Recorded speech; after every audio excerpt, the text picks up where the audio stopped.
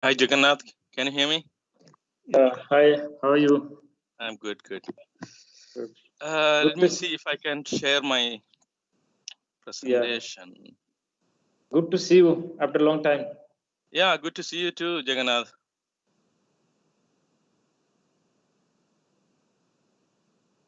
Do you see my screen? Yes. Okay, and let me see if I. And it's big now, right? Yeah. And it's moving. Yes. Very good.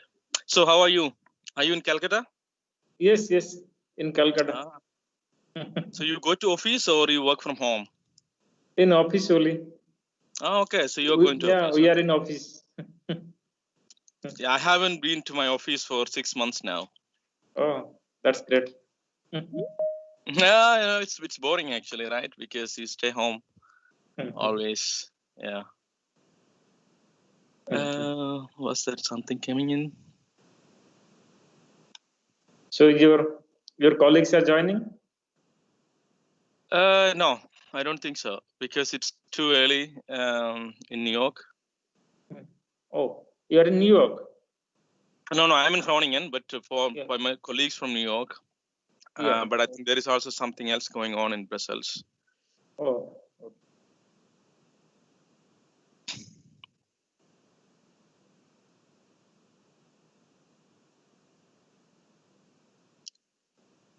So is it going to be participants from all over India or only from Calcutta? It is open. It's all over India. Yeah. So mainly participants there is HB officials. So it is open to all. Okay. Oh, I thought it is only for the SBI staff. That's why I thought I didn't share it on my social media or anything. Oh, so it was public too. Okay, I didn't realize that. Okay, it's open. Okay. Recently, we had that is Professor Michael Graf from QF. Yeah. So he presented on that thing that is capacity utilization. Yeah, capacity utilization from capacity QF. utilization. Yeah, from QF. So it's Econ Institute. Yeah, I know.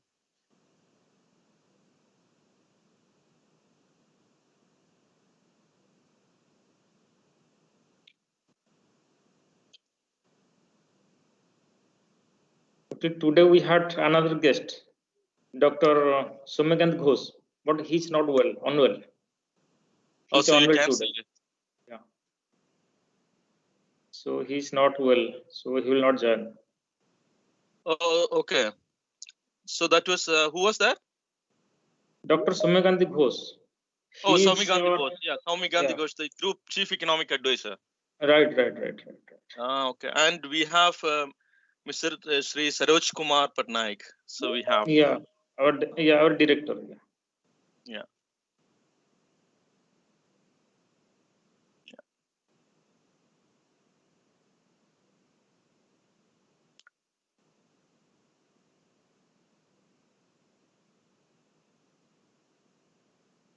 So you seems to be doing good work. A lot of people are coming and talking to you. Very good. So I had a meeting yesterday with RBI on the India clumps. So. Yeah. So RBI is going to take over the India clumps and make it a regular program, which is very good actually. Yes. So we are going to train some of their staff, and they will publish the data regularly since next year. Okay. That's great. Yeah. So any other projects coming? I'm working on a project on structural change and poverty. It's a global study, which is a study which is funded by United Nations on structural transformation. And I just, I think I don't know if you saw, I just put on my social media today. I just got a paper that came out yesterday on digital transformation and productivity. Sir. Part, yeah. Sir. Okay, sir. Okay.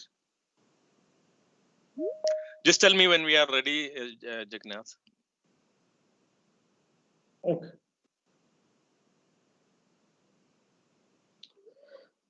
We are on live stream in social media. Yeah. Okay. Facebook, YouTube. Okay. So we'll start by another 2-3 minutes. Let's wait for some more audience participants. We'll start. Exactly 2:35. By another 4 minutes, we'll start. Yeah.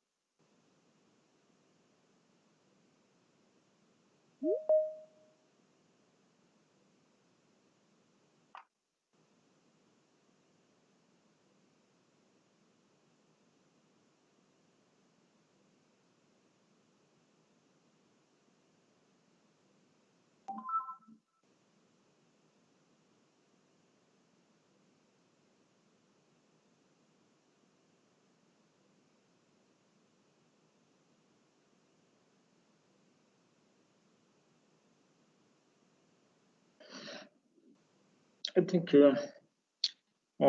we have to on-share now. Yeah, Abdul. Yeah, Dr. Abdul.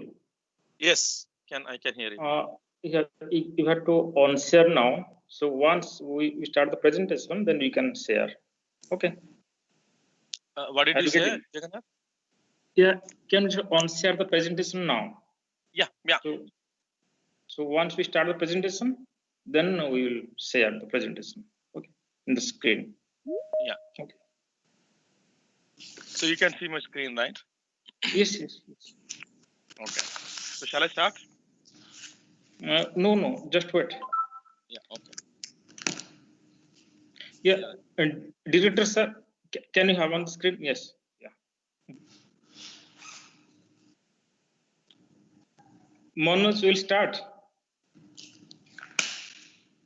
Manoj. Yes. Okay. Well, distinguished dignitaries, ladies and gentlemen, good afternoon.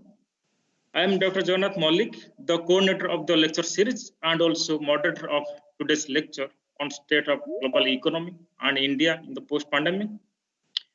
First of all, on the behalf of State Bank Institute leadership, I want to welcome our distinguished guest speaker, Dr. Abdul Erumban from University of Groningen, the Netherlands, and the Conference Board, Europe, and other dignitaries, participants. Unfortunately, our other guest, Dr. Sumekant Ghosh, the Group Chief Economic Advisor, Economic Research Department of SBI, didn't join us due to certain emergency. Well, to set the context of today's lecture, we know that how COVID-19 has hurt the global economy, including India. It has affected everyone: the rich, the poor, the advanced economies, the emerging economies, the manufacturing, the services, all the sectors. Although the magnitude of impact varies. About the global economy, as IMF forecast the world economy to contract by about 4.4% in 2020, and the economic loss in the advanced and Western countries, that is which is higher than the emerging and developing countries, where some advanced countries like Japan and Russia experiences lower economic loss than the other advanced countries like France, Italy, and Spain.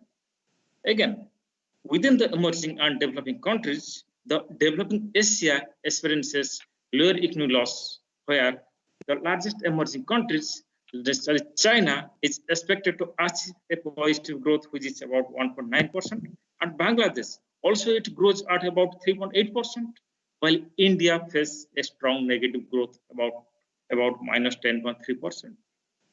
Regarding expectations of economic recovery in the post-pandemic years, the world economy to grow by about 5.2% in 2021 and 3.8% in the next 4 years.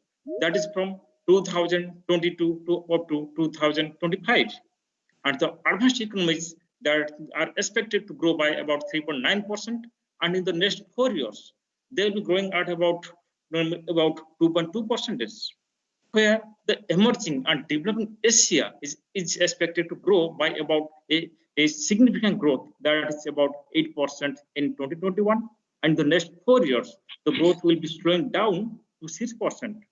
And India is forecasted to regain the highest economic growth status and dominate the global economy from 2021 onwards. In 2021, the India is going to achieve the 9% growth rate.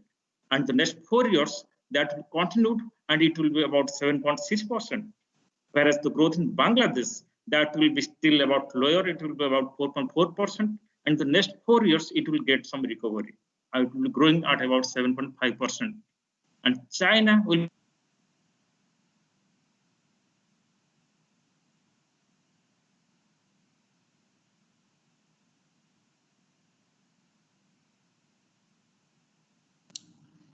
Yes, Dr. Jagannath, please go This on. is the fourth lecture of the series. I take this opportunity to give a big thank to our participants and all speakers and experts in our events. The next lectures of the series are also coming up. For this, we are thankful to our director, Mr. Saraj Kumar Patnaik sir, for being instrumental behind it. With his active support and leadership, we are continuing the event. The sequence of the event is as follows. The opening remark and welcome address will be delivered by Director Sir, followed by the presentation by Dr. Abdul, and then we'll have question and answer session. About Mr. Saraj Kumar Patnaik Sir, he is General Manager and Director of SBIL. About his education, he is law graduate from Delhi University and has done his MBA in HR, and is also a certified associate of the Indian Institute of Banking and Finance. He has a illustrious career in banking about 33 years. He is having varied experience in the area of retail, human resources, as well as overall exposure to the bank's training system. He joined the SBI as a PO in 1987.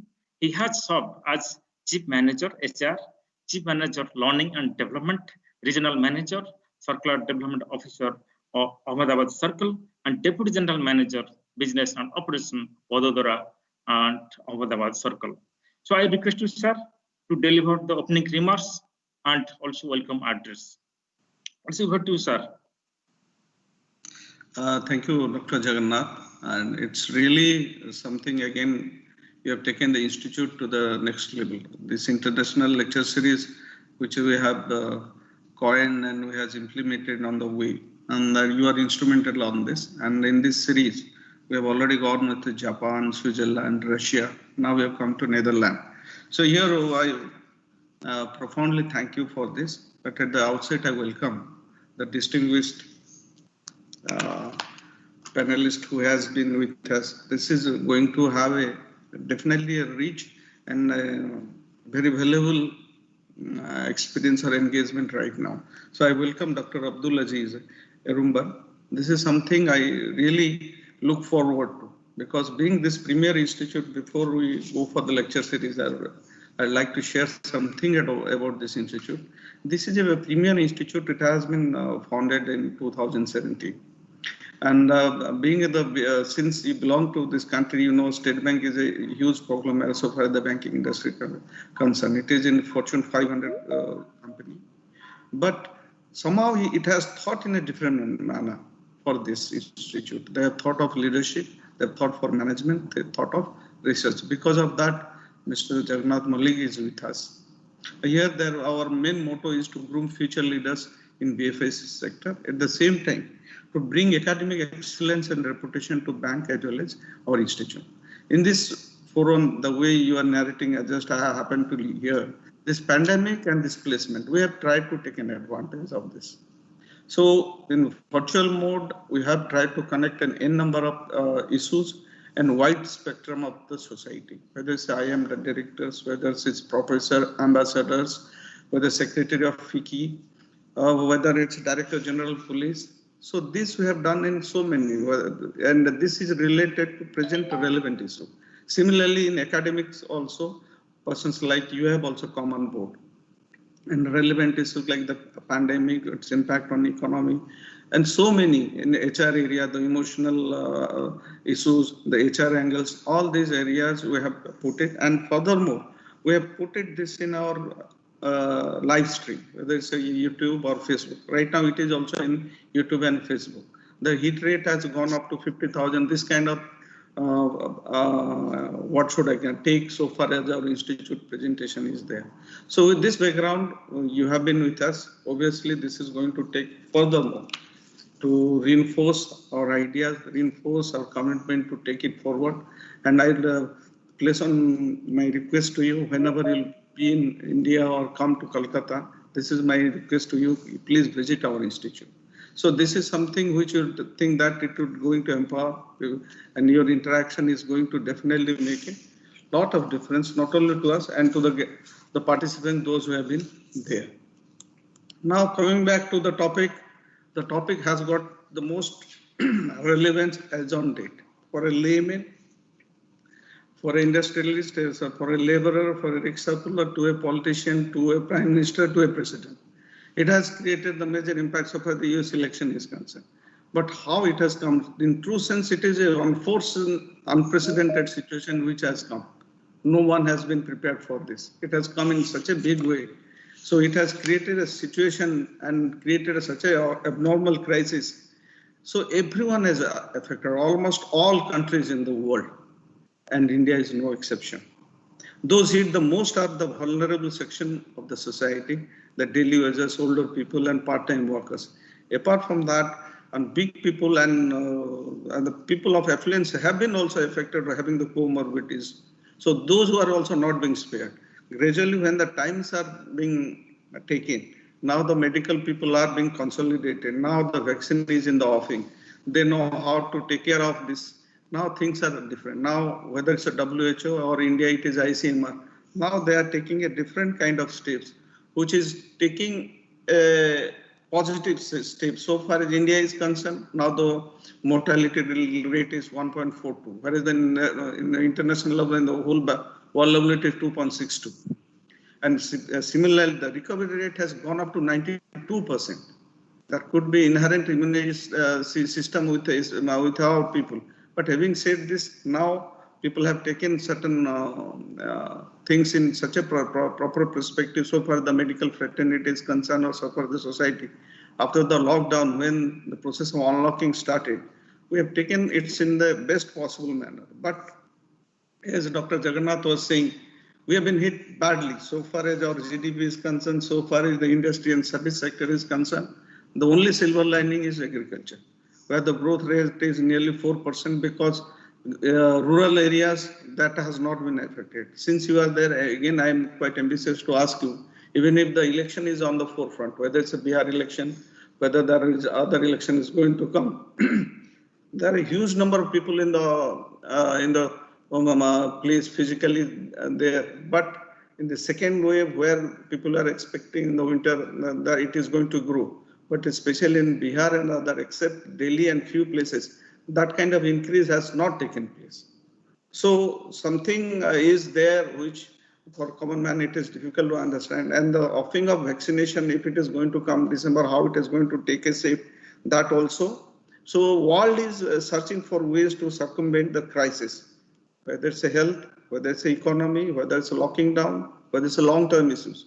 All these things are coming in such a big way, which is because unless and until in this kind of situation, if the government is not competent, because I don't know, this is a question from my side, wherever there are countries like New Zealand, German, or Taiwan, where there is a leaders of other genders like ladies and all, there is a sense of recovery and there is a penetration of COVID is less.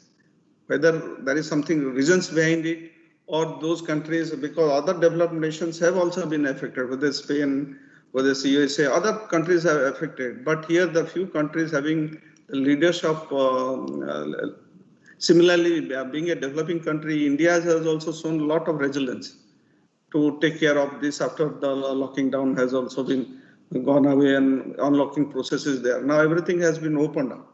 So whether it's a competent government, whether it's a the death for millenniums or the health issues which has been there, whether it's a government's economic position is there, and furthermore the way the digital journey has taken place. Earlier, there used to be motivation, there used to be relevance was put in place. But after this COVID, the digitalization in a country like this, we had the skewed our demographic issue so far, the education is concerned there or the technology is concerned there. India has also gone to a huge matter. When I was thinking, going through the report of half-yearly of SBI results, the ATM penetration has gone up to, digital model has gone up to 93%. Think of the situation, how people have taken this also. Definitely there are certain takeaways, whether it's a pharma industry, whether it's a digital journey, whether it's agriculture, few areas, things are happening in a bright manner. But at the same time, there are so many areas or the major area, people are in a concern. But human nature is such that you always think positively. So that's what, and we are looking forward, something is going to happen, something is going to, and being you are in the research domain, you are being exposed to the world arena and you are having the kind of background, Jagannath is going to share his profile, then definitely there will be takeaways for everyone, including SBI. And we are looking forward to your talk and we'll really be sanguine that you are going to share something which is going to have a positive and relevant takeaways for us. Thank you very much, Dr. Abdullah Rumban. It's so nice of that you have spared your time and you have been available here. Thank you, Dr. Jagannath. Thank you very much. Please take it forward, Dr. Jagannath. Thank you, sir. Thank you, sir, for your opening remarks and welcome address. Really, it has set tone for our speaker, Dr. Abdul. Dr. Abdul, can you have you on the screen? Yeah, of course. Thank you, Jagannath, and thank you, Sri Saroj Kumar Panaik. First of all, yeah.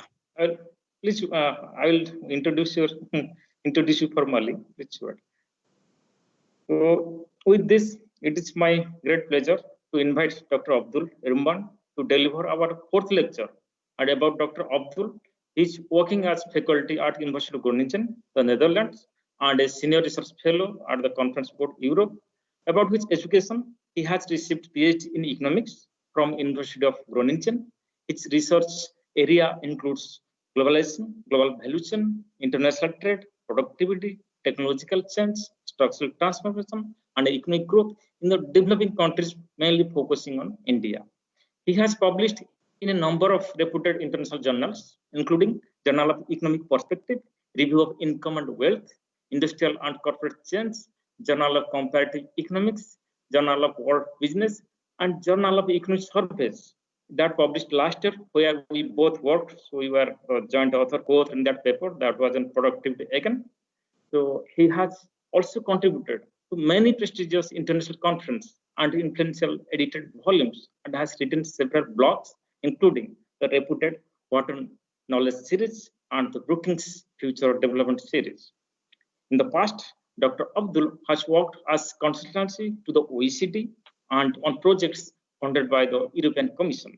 He is an advisor to the Asia Claims Project, is also an external researcher to the RBI's India Claims Project, where also we have jointly worked together at ICRAR in Delhi in 2010-11.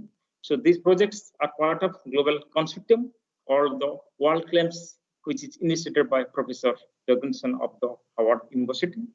He has made significant contribution to the international databases, including Total Economy Database at the Conference Board USA and World Input Output Database at the Groningen Growth and Development Center in Netherlands. Currently, he also holds Senior Research Fellow position at the Kuwait Foundation for the Advancement of Science, supporting research on productivity and labor market dynamics in the Gulf Cooperation Council countries. So he is also reviewed to several international journals. So now it's over to you, Dr. Abdul. We are looking forward to your presentation. Thank you, Jagannath. That was quite an extensive introduction. And thank you for that. And thank you, Sri Saroj Kumar, for your nice words and also for your kind invitation to Calcutta. Of course, I would definitely be happy to come. I really loved Calcutta when I visited it long ago. It was, of course, Calcutta has changed significantly over time. I have been at the ISI, Indian Statistical Institute in Calcutta long ago, and it was really great experience for me. And I'm also extremely happy to see that a bank like SBI, which has the highest reach in India, is initiating such a kind of program and also such a kind of research institute and trying to reach out to people with more academic and business insights. And first, the very fact that I'm talking to you today, in a way, a number of people around India, including SBI staff around India, it is in a way a result of COVID-19.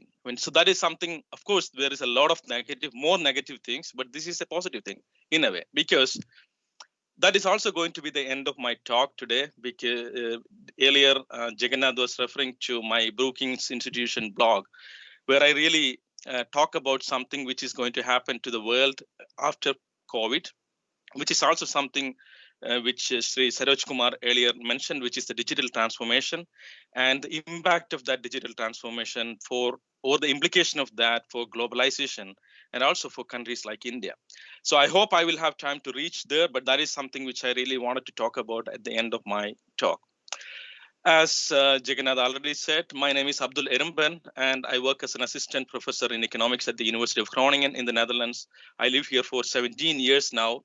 And let me tell you that during my 17 years of life in Groningen, I visited my bank only twice. First to open my account, and second was when there was a small mistake in a transfer. So that tells you the power of digital technology.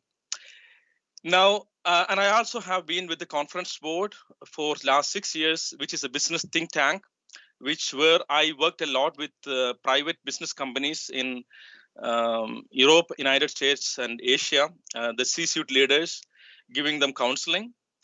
And now I work there as a senior research fellow. So thank you, Jagannath and the entire team for inviting me to. I think it is a privilege for me to be here. And all those who are listening to me today, thank you very much for being here.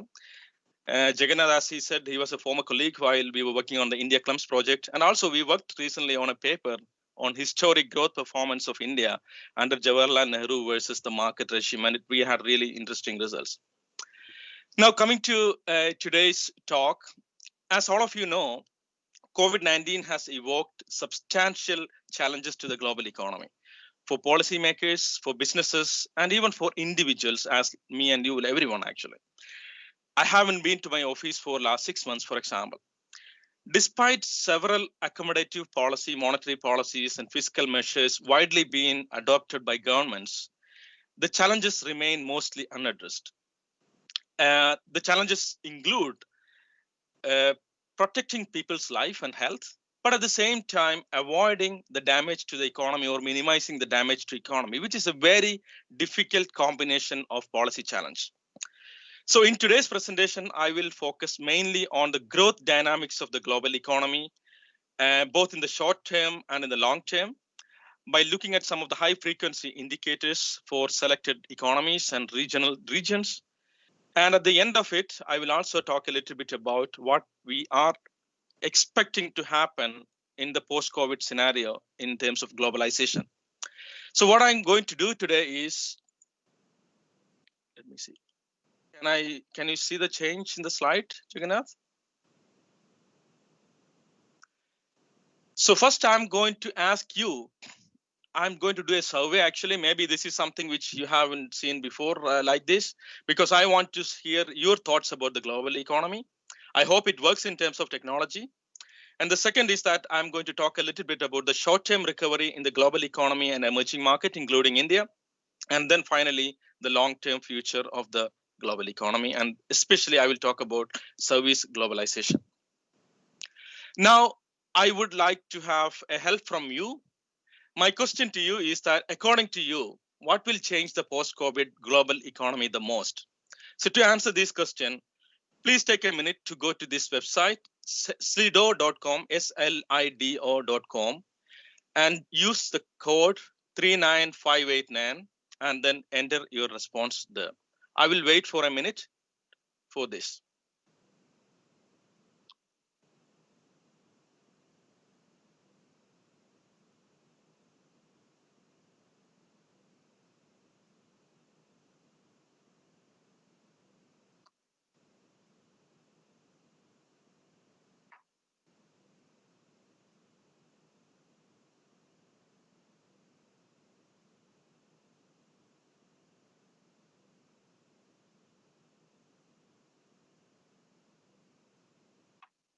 You can, yeah, Abdul, you can guide once more how to go to that website. Yeah. And So go to the website slido.com. right, And enter the code 39589.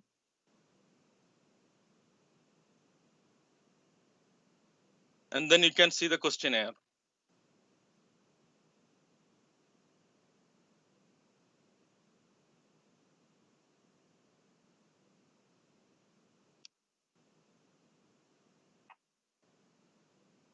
If it is not working, we will leave it.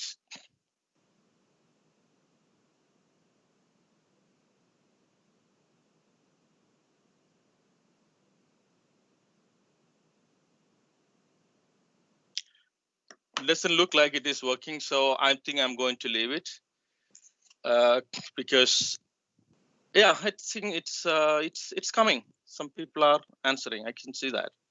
oh. I see one person has answered at least.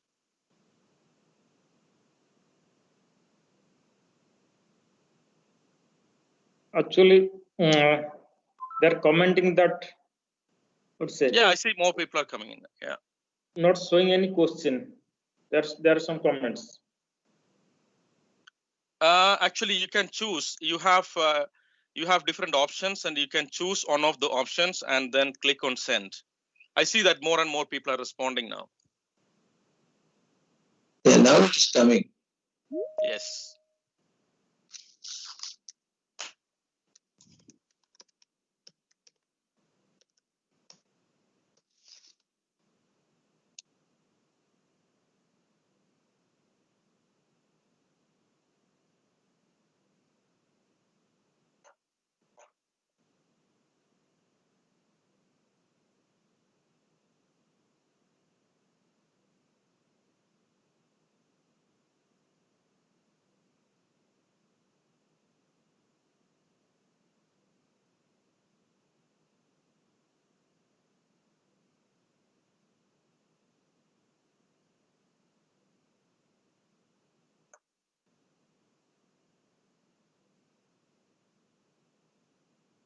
Okay, I think let us close the poll because of the time constraint. So, yes, people are still responding. Maybe I will wait for another half a minute.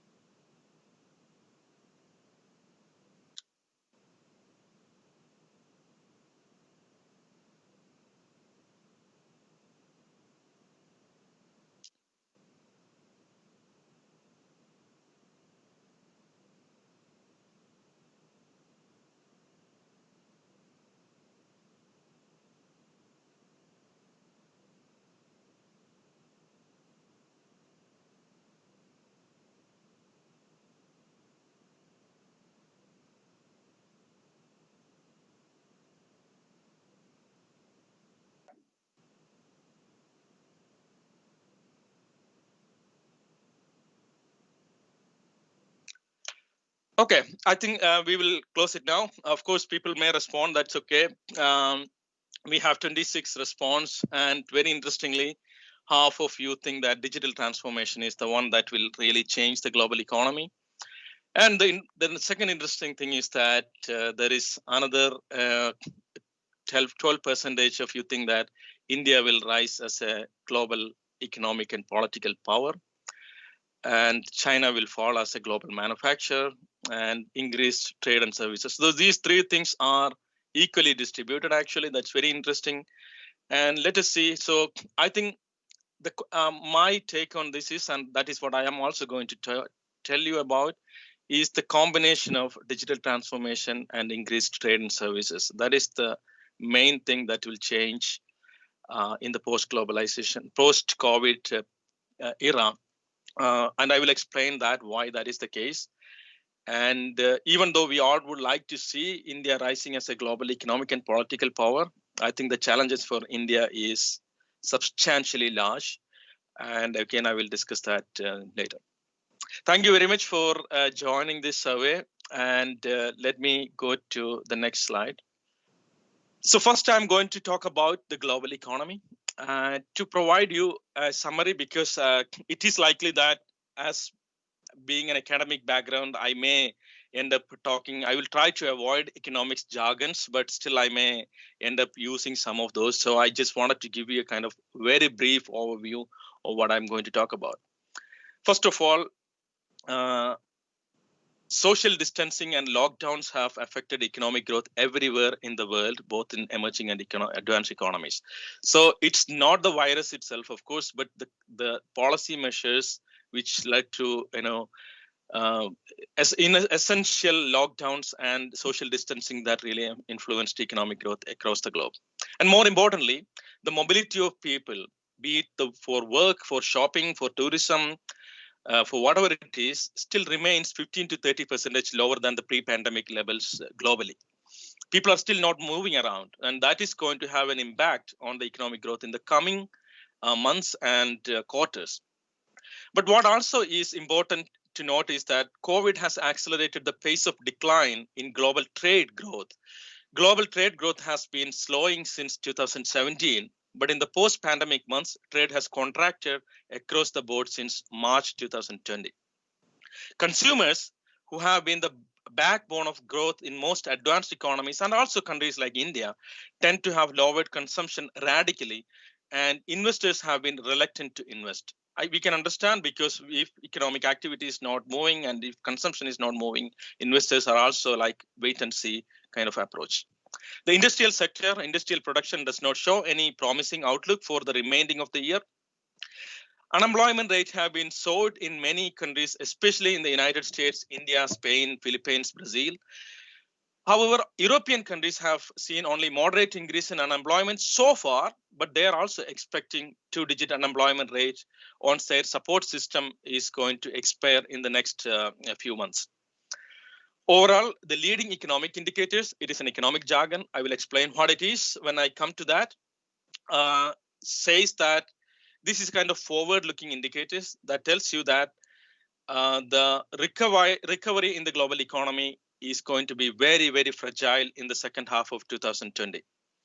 More importantly, many people have been arguing about V-shaped recovery, which basically means that we go down rapidly and then we come back quickly, or a U-shaped recovery, which is also we go down, but then we stay there for a while and then we gradually come up. Both of these are very unlikely in the global economy and most importantly in any individual countries. The recovery will take longer and also will be more like a K-shaped or like a mushroom-like type recovery. That it's not going to be widespread, but some sections of the economy and some geographies will recover, while other sections of the economy and geographies will take longer time to recover. So it's not like yeast. When we put yeast in the bread, the whole bread expands, but it's more like mushrooms that here and there it will grow.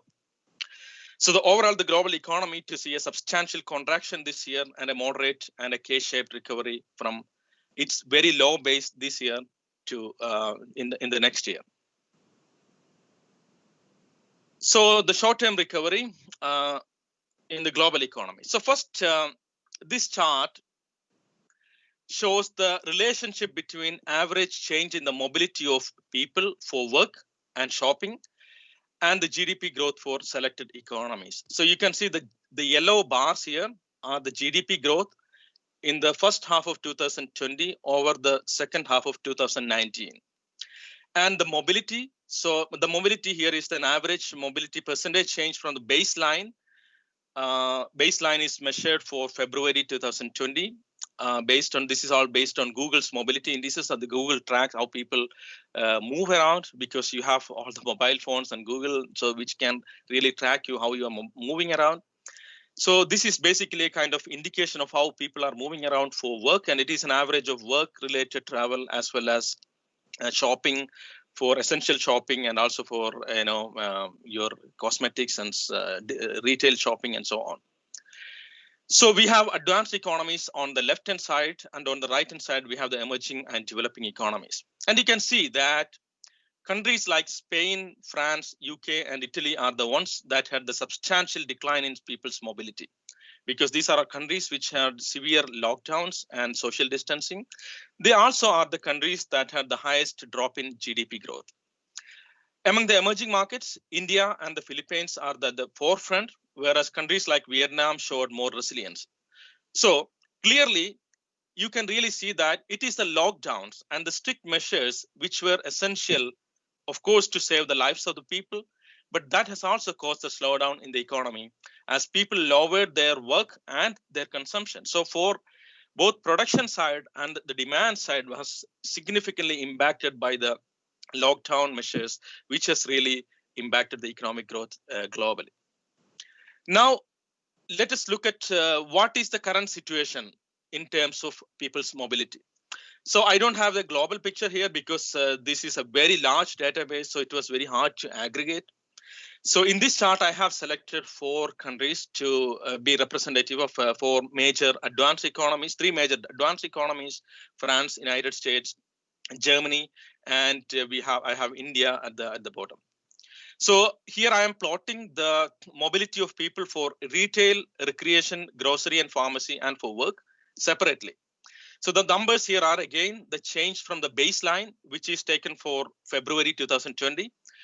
In all the countries, the essential mobility, which is the grocery and pharmacy, the yellow line in the chart, remain relatively less affected. Of course, it is affected. It is still lower than the baseline because you can see that 21 February 2020 at the very beginning, which was most cases it was already positive or close to zero. And you see that in March, April until May, you see substantial decline everywhere, including in the essential shopping. But still, compared to work-related travel and retail and recreation, the essential shopping remain a little higher. Then we have the retail and recreation, the blue line, which comes second in the United States, but in Europe it is same as work mobility, and in India it is lower than work-related mobility. Finally, the gray line, which is the workplace mobility, it is still lower by 15% in Europe. At the end of the chart, you can see 25% lower in the United States and 30% lower in India than pandemic levels. So India, in terms of work mobility, is still a 30% lower than the pre-pandemic levels. This clearly gives us an indication that consumption, economic activity, and therefore economic growth will remain weak in the coming months, because we have already seen mobility has a strong impact on economic growth. And remember, especially for a country like India, where informal sector is substantially large, this is going to be a larger impact, because if the people working in the informal sector are not moving and they are not able to go to their work, that is going to have a significant impact, and which will not be properly measured often, but it is going to have a significant impact on economic growth. Now, let us look into unemployment situation. So unemployment rate has soared up to 13% in the United States. So here I have the unemployment data for Q1, Q2, and Q3 for some countries in 2020. The blue bars are Q1, the gray ones are Q2, and the yellow lines are Q3. And again, I have the advanced economies here on the left-hand side and some of the selected emerging market economies on the right-hand side. So you can see that unemployment has increased to 13% in the United States in the second quarter of 2020. It has eased to 9% in the third quarter, but still remain quite high. In Europe also, unemployment increased in both quarters, but more moderately compared to United States, except for high unemployment rate in some countries like Spain and Italy. Actually, in Europe, policymakers ensured job security to most workers. Moreover, there has been significant supportive programs across European Union, liquidity support to business and youth unemployment support, protection for small and medium scale enterprises, and wage support to industries and so on. So that really helped Europe to maintain its unemployment rate to a moderate level. As you all may know, we do not have good statistics on unemployment for many emerging countries, including India. But the available data seems to suggest that India was among the worst hit nations in terms of unemployment. According to CMI estimates, Center for Monitoring Indian Economy estimates, unemployment in India increased from 8% to nearly 18% in the second quarter of 2020. Then it fell to 7.5% in the third quarter. Other emerging markets with high unemployment rates are Philippines, Brazil, Turkey, and South Africa. So what it indicates, if the unemployment persistently remains, it basically would suggest that a persistent high unemployment would limit income of the people, and that would also affect consumption, which will also have implications for investment and production, and eventually economic growth will be affected. Now, what we can see here is that globally, what happened to growth rate of investment, growth rate of private consumption, growth rate of retail sales. So these are basically the supply side factors, which globally what happens to these three indicators. So you can see on the first chart, growth rate of investment has been somewhat falling in the emerging markets since 2017. So this is not something new. The investment growth has been falling, and especially this is driven by China and India. I will show that later. But what happened in the later months, in the early months of 2020 and the first and second quarter of 2020 is that it has contracted drastically following the pandemic, respectively by more than 4% in the first quarter to close to 10% in the second quarter in the emerging market economies. So in the advanced economies, it did not register any growth in the first quarter, but it slipped by 12% in the second quarter, which you can see it's a drastic decline, and it's a historic decline after the global financial crisis in 2009. Now, if you look at the growth of private consumption, which is in the second chart, which has also fallen by 10 to 15% in the advanced economies. I do not have the picture for emerging market because we do not have an aggregate of that available. But we do have information on the retail sale decline in the emerging market economies, which is in the last chart, which also you can see that it fell drastically in the first quarter of 2020 by 11% and continued to contract at 6% in the second quarter. So clearly, it indicates that both businesses and consumers are affected, and they are neither spending nor investing. A possible scenario of this is that if people's income, of course, for people who for their income is not affected substantially, again, regularly employed people, so they may be increasing their saving rate. There is some evidence in some of the European countries which suggests that there is an increase in saving behavior of people. So despite the interest rate being extremely low, because people are not able to spend because of the lockdown measures, so there is a kind of saving rate boom in many of the European countries. That is something which we are seeing right now. So now let us look into industrial production. Globally, here you have two charts. On the left-hand side, you have the growth rate of industrial production, again, for the global economy, which is the blue line, the advanced economies, which is the red line, and the emerging markets, which is the green line. And on the right-hand side, we have the Purchasing Manager Index, which is a forward-looking index, which tells you something about where the industrial sector is moving ahead in the next 6 months or so. Globally, industrial production started weakening at the end of last year. So you can see that since end of 2019, industrial production has already been weakening. It has been contracting.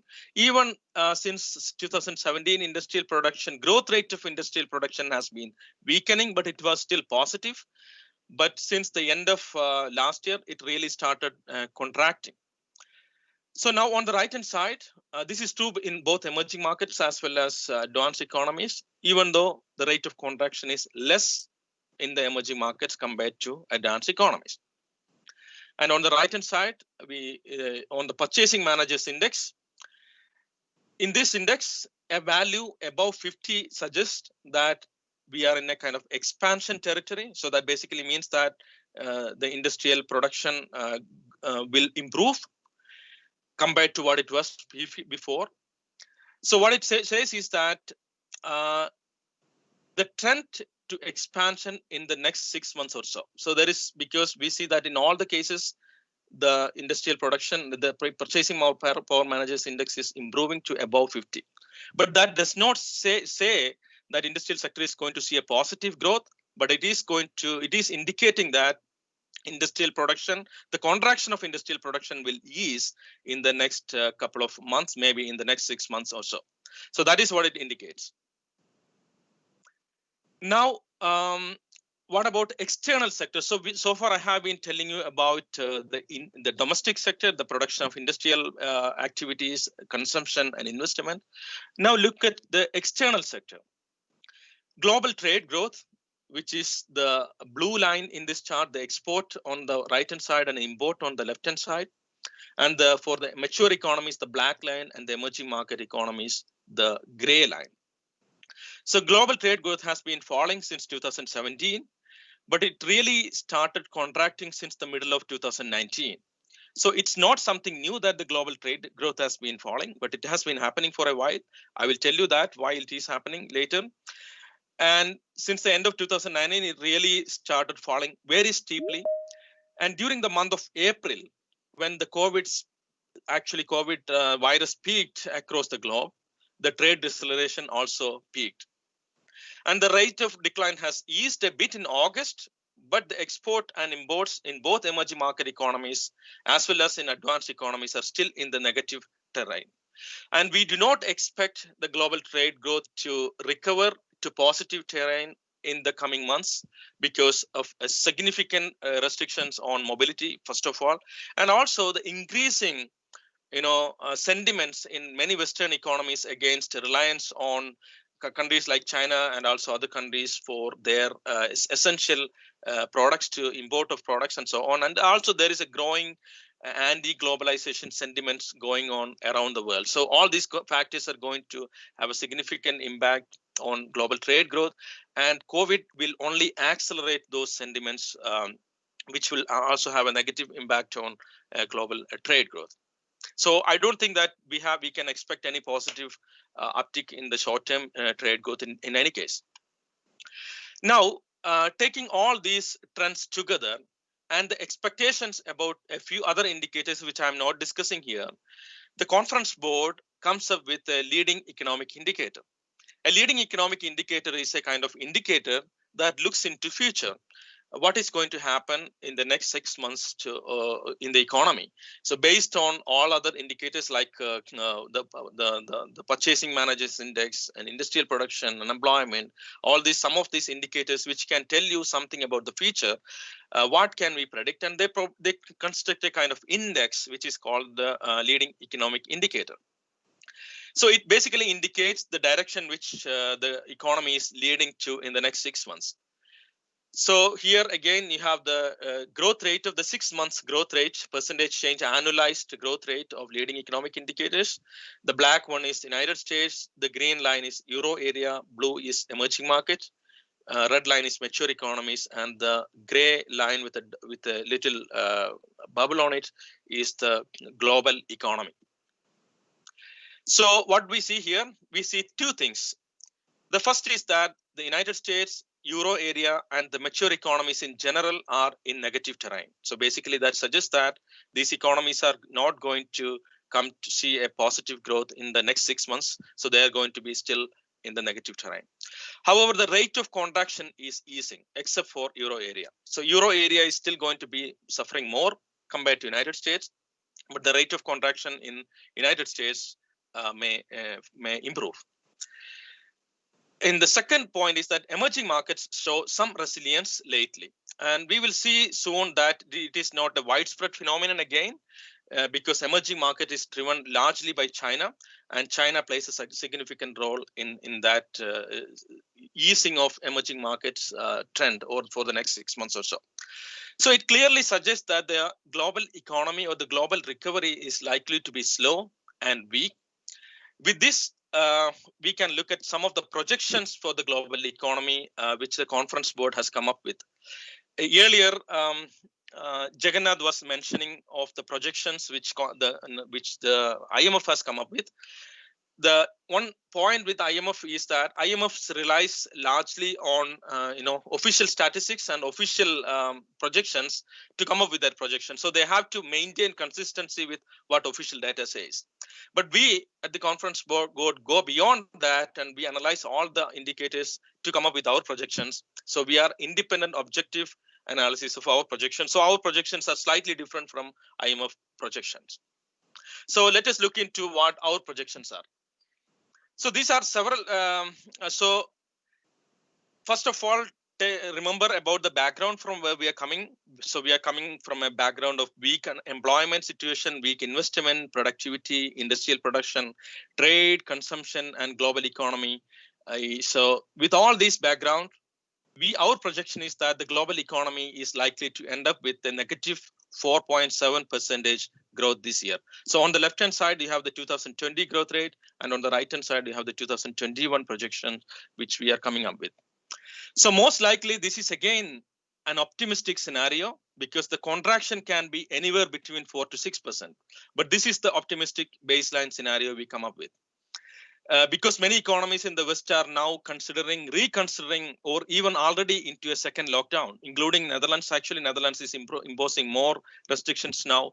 We have heard United Kingdom is imposing more restrictions now, and so on. So advanced economies will fall by 5.6% and emerging markets by close to 4%. I will come to the emerging market story in a bit more detail later. Among the advanced economies, Europe will be hit most by 8% contraction on average, with UK falling by close to 11%. Even Japan and Euro area will fall by 6 to 9%. And Europe's larger economies like France, Spain, and Italy are to see double-digit contraction, while Germany might manage at 5%. Because again, earlier, our friend Saroj Kumar was talking about again how different countries were coping up with managing the pandemic, like whether the female presidents were doing better and so on. Interestingly, Germany was also a country that was managing the pandemic relatively better compared to many other Western European countries. And Germany might still also manage its GDP growth to end up by 5% contraction compared to many other European economies. United States is likely to see a 3.5% decline. Now, what about 2021? First of all, be aware that in 2021, we are starting from a very low base because we have seen a substantial contraction in 2020. So almost all the countries globally have contracted in 2020. So even if they grow at the same rate as they contracted, they cannot make it to the pre-pandemic GDP levels because they lost so much of GDP in 2020 already. So in 2021, we are projecting the global economy to grow at 4.7%, with advanced economies being just over 4% and emerging markets at 5%. Euro area will see an improvement of more than 6%, while the US is likely to grow at about 3.5%. In the United States, we expect employment is likely to improve next year and will also support consumption. However, the main challenge is going to be business investment, because businesses will still remain reluctant to invest until consumers' confidence significantly improves in the United States, because we always have seen a significant relationship between consumer confidence and investor activity in the United States in the past. So with this slow recovery, what happens to the global economy in terms of their purchasing power and in terms of poverty and income? The global economy will remain more poorer than 2019, because the per capita income of average global citizen will be lower by approximately 3% in 2021, even after this positive growth recovery compared to 2019. So the global economy, including emerging markets and advanced economies, except for a few Asian economies, will be poorer than 2019. So that is the summary which I will come up with for the global economy. I'm not going to spend time on this, but again, I just wanted to sum up saying that this recovery which I talked about in 2021 is not going to be across the board. It is going to be more like a K-shaped recovery, by which what I mean is that some sections of the economy, like parts of the economy which really do not need immediate coming back of people to work, for example, they may recover faster, while part of the economy like entertainment industry, movie industry, theater industry, retail, hotels and restaurants, all these industries may take more time to recover. So this is going to be a kind of K-shaped recovery that we are going to see, rather than a uniform recovery which we will see, which we would like to see in the global economy. Now, I'm going to talk a little bit more about the emerging market economies. And again, I have a summary slide here. First of all, we have to realize one thing, that the pandemic has only accelerated the slowdown in the emerging market, including India. The conditions in the emerging markets, including in India, were already weak before the pandemic. I will show you that in a minute. So now, at the moment, among the emerging markets, China and Brazil, and also some Asian countries like Vietnam, are showing some resilience, but India will still remain the worst hit nations. And India's decline actually is the highest in more than a century. I will show that actually in a minute. Investment and consumption fall sharply in India and also in Latin America, while China has managed quite well actually. And some of the high frequency indicators such as industrial production, trade, and forward-looking purchasing managers index, which I showed you earlier, leading economic indicators, are still suggesting a very weak outlook for the emerging markets in general. And another important thing, which is very unique at the moment for emerging market, is that their debt vulnerabilities and financial stability will be a big issue for some of the emerging market economies. Accommodative monetary policies and fiscal policies, which we have been seeing happening around the world, that will help most economies. But even then, the recovery from such a massive fallout is less pronounced, and the long-term growth is likely to slow because of a number of other factors. So in the short term, in addition to the direct impact of COVID and the domestic lockdown measures, economic recovery will be affected by weak export income and policies that will raise debt burden, because many of these countries are bound to follow fiscal measures, and which will have significant impact on their debt burden, and also their fiscal prudence will be affected. So In this chart, I have the GDP growth rate for a few selected emerging markets and the aggregate of emerging markets, which is based on a few selected countries because I don't have data for all the countries. So I have China, India, Brazil, and Mexico. So what I did is that the GDP growth in these economies, I divided into the contribution from three main demand side components: investment, consumption, and net trade. Net trade is export minus import. So in the first quarter of 2020, most economies globally and emerging markets had a sharp contraction, as I showed you earlier, after they reported their first COVID case. So China was the first to report the COVID outbreak, and it was also hit the first actually. And as you can see in this chart, China fell by 6.9% in the first quarter. But what makes China unique among the major emerging economies is that China was quick in recovering growth from minus 6.9% in the first quarter to 3.2% in the second quarter. A number of factors: public alertness, proper containment, and also medical preparation all help China to restore its economic activity. But also, more importantly, that helped China to support domestic consumption. You can see that the gray bar in this chart, which is the growth rate of consumption, is the one that really drove China's moving up.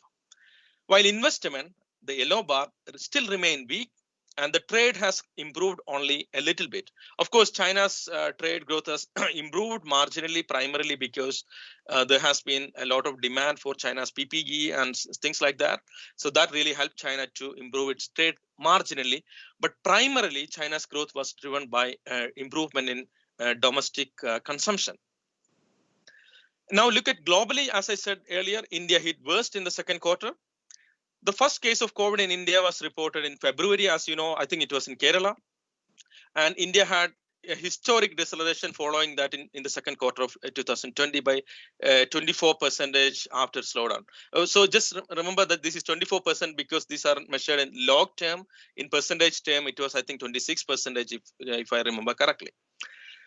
So what drove India's growth decline is a significant fall in investment, which is the yellow bar here, and a substantial decline in consumption. So both investment and consumption decline in India, that drove India's growth decline. And the net exports, which the black part, which is positive in India, and do not take it wrongly, because it is not because India exported more, but it is because in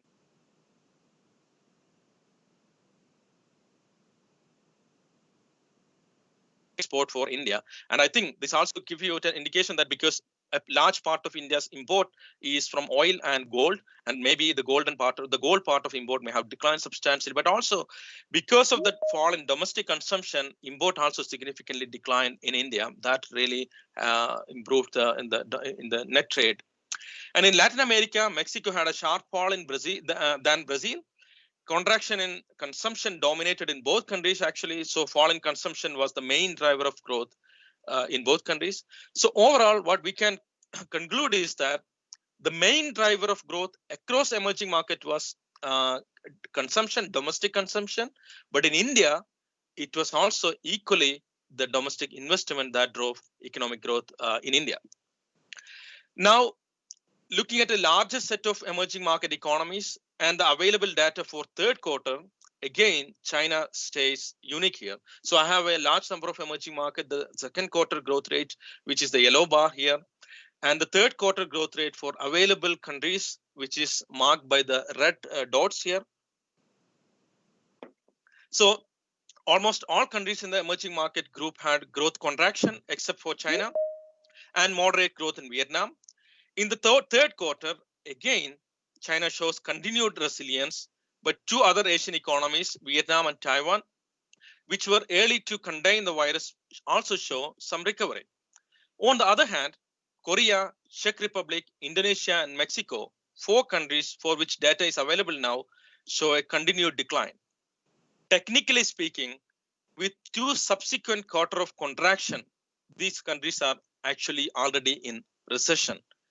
Yesterday, I read in a BBC news that Indonesia is in recession after 22 years, first time after 22 years. So this is a real issue that emerging market is really in a situation of contraction and recession, technically speaking, and it is going to be the situation in most of the emerging market except for a few Asian countries that we see. Now, again, taking all this together, I have the LEI growth rate here, the leading economic indicators growth rate here, which provides an indication about how the the emerging market economy will fare in the next 6 months, which again suggests a positivity only for China and some positivity for Brazil, while India and Mexico remain very poor. So we do not have leading economic indicators for all the countries, but only for a few countries. And these are already representative of emerging market economies. The LEI contains more information than what I'm showing here actually, because it also shows, for example, investment growth has fallen in emerging markets substantially, and also industrial production, what happened to industrial production and all those kind of indicators. So, for example, industrial production weakened massively actually in many countries in emerging markets in general actually. So what it basically says is that we do not see a substantial possibility for any positive improvement in emerging markets in the rest of the year. We are going to see a continued contraction in the emerging markets on average. So that brings me to the same kind of picture. Our projection for emerging markets for this year and next year in a more detailed level. I'm not going to go by country, but I would be happy to share these projections with you if you're interested in knowing. So the more concrete numbers, so emerging market, as I said earlier, will contract by 3.8% this year. But the interesting thing is that there is wide differences across emerging markets. India and Mexico are hit the worst by more than 9% contraction. Latin America in general is hit heavily compared to Asia. Latin America with a close to 9% contraction this year. African economies fare relatively better, although South Africa will drop by close to 8%. China is the moderating factor for emerging markets, as I already discussed earlier, which is likely to see a 1% positive growth compared to, I think, China. IMF has a prediction of a little higher growth rate. Another country to see a positive growth this year is Vietnam, but that is again a small economy to have any major impact on emerging market as a whole. And now coming to 2021, China is again likely to recover by 5%, India by 9%, Africa, Middle East, and Latin America to grow by 2.4%, and some of the Asian economies, including China and India, will see growth of about 5%. Overall, emerging market will see a rebound of 5% in 2021.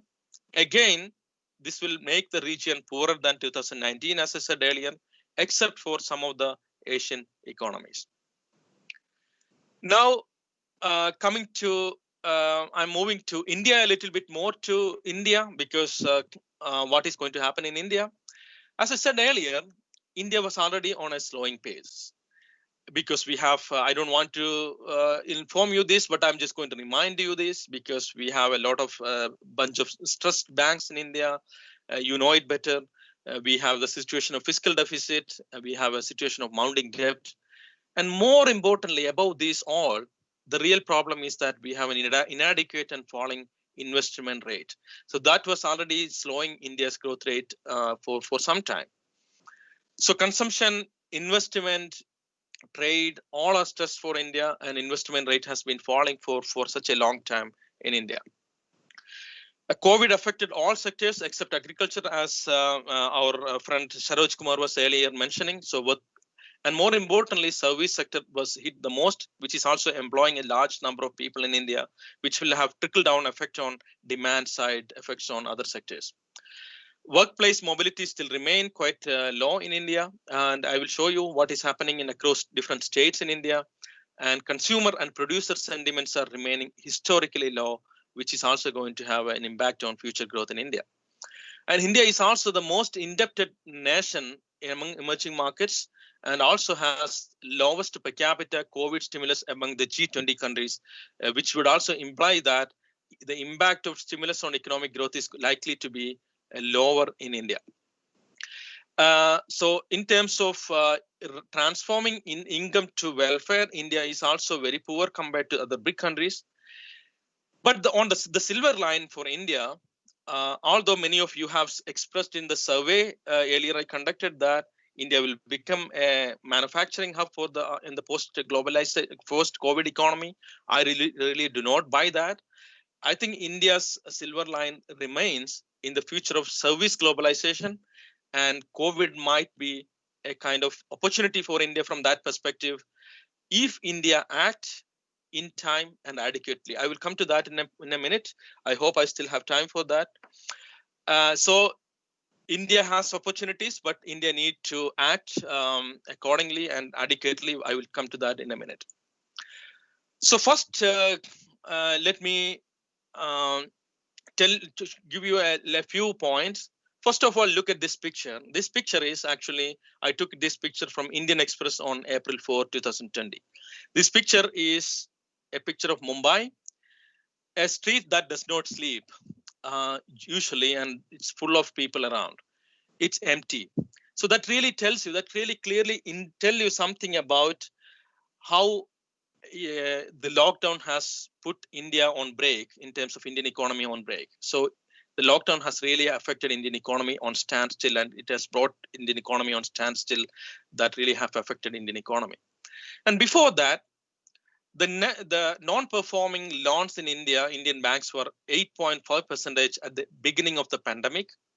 And now Reserve Bank of India projects it will escalate to 14.7% by next year. That is going to make significant constraints for Indian banks to lend more money to investors and people, which will have an impact on the liquidity for Indian economy. And the fiscal situation of Indian government, deficit is expected to reach 17% in the second quarter. Actually, it has already reached 17% in the second quarter.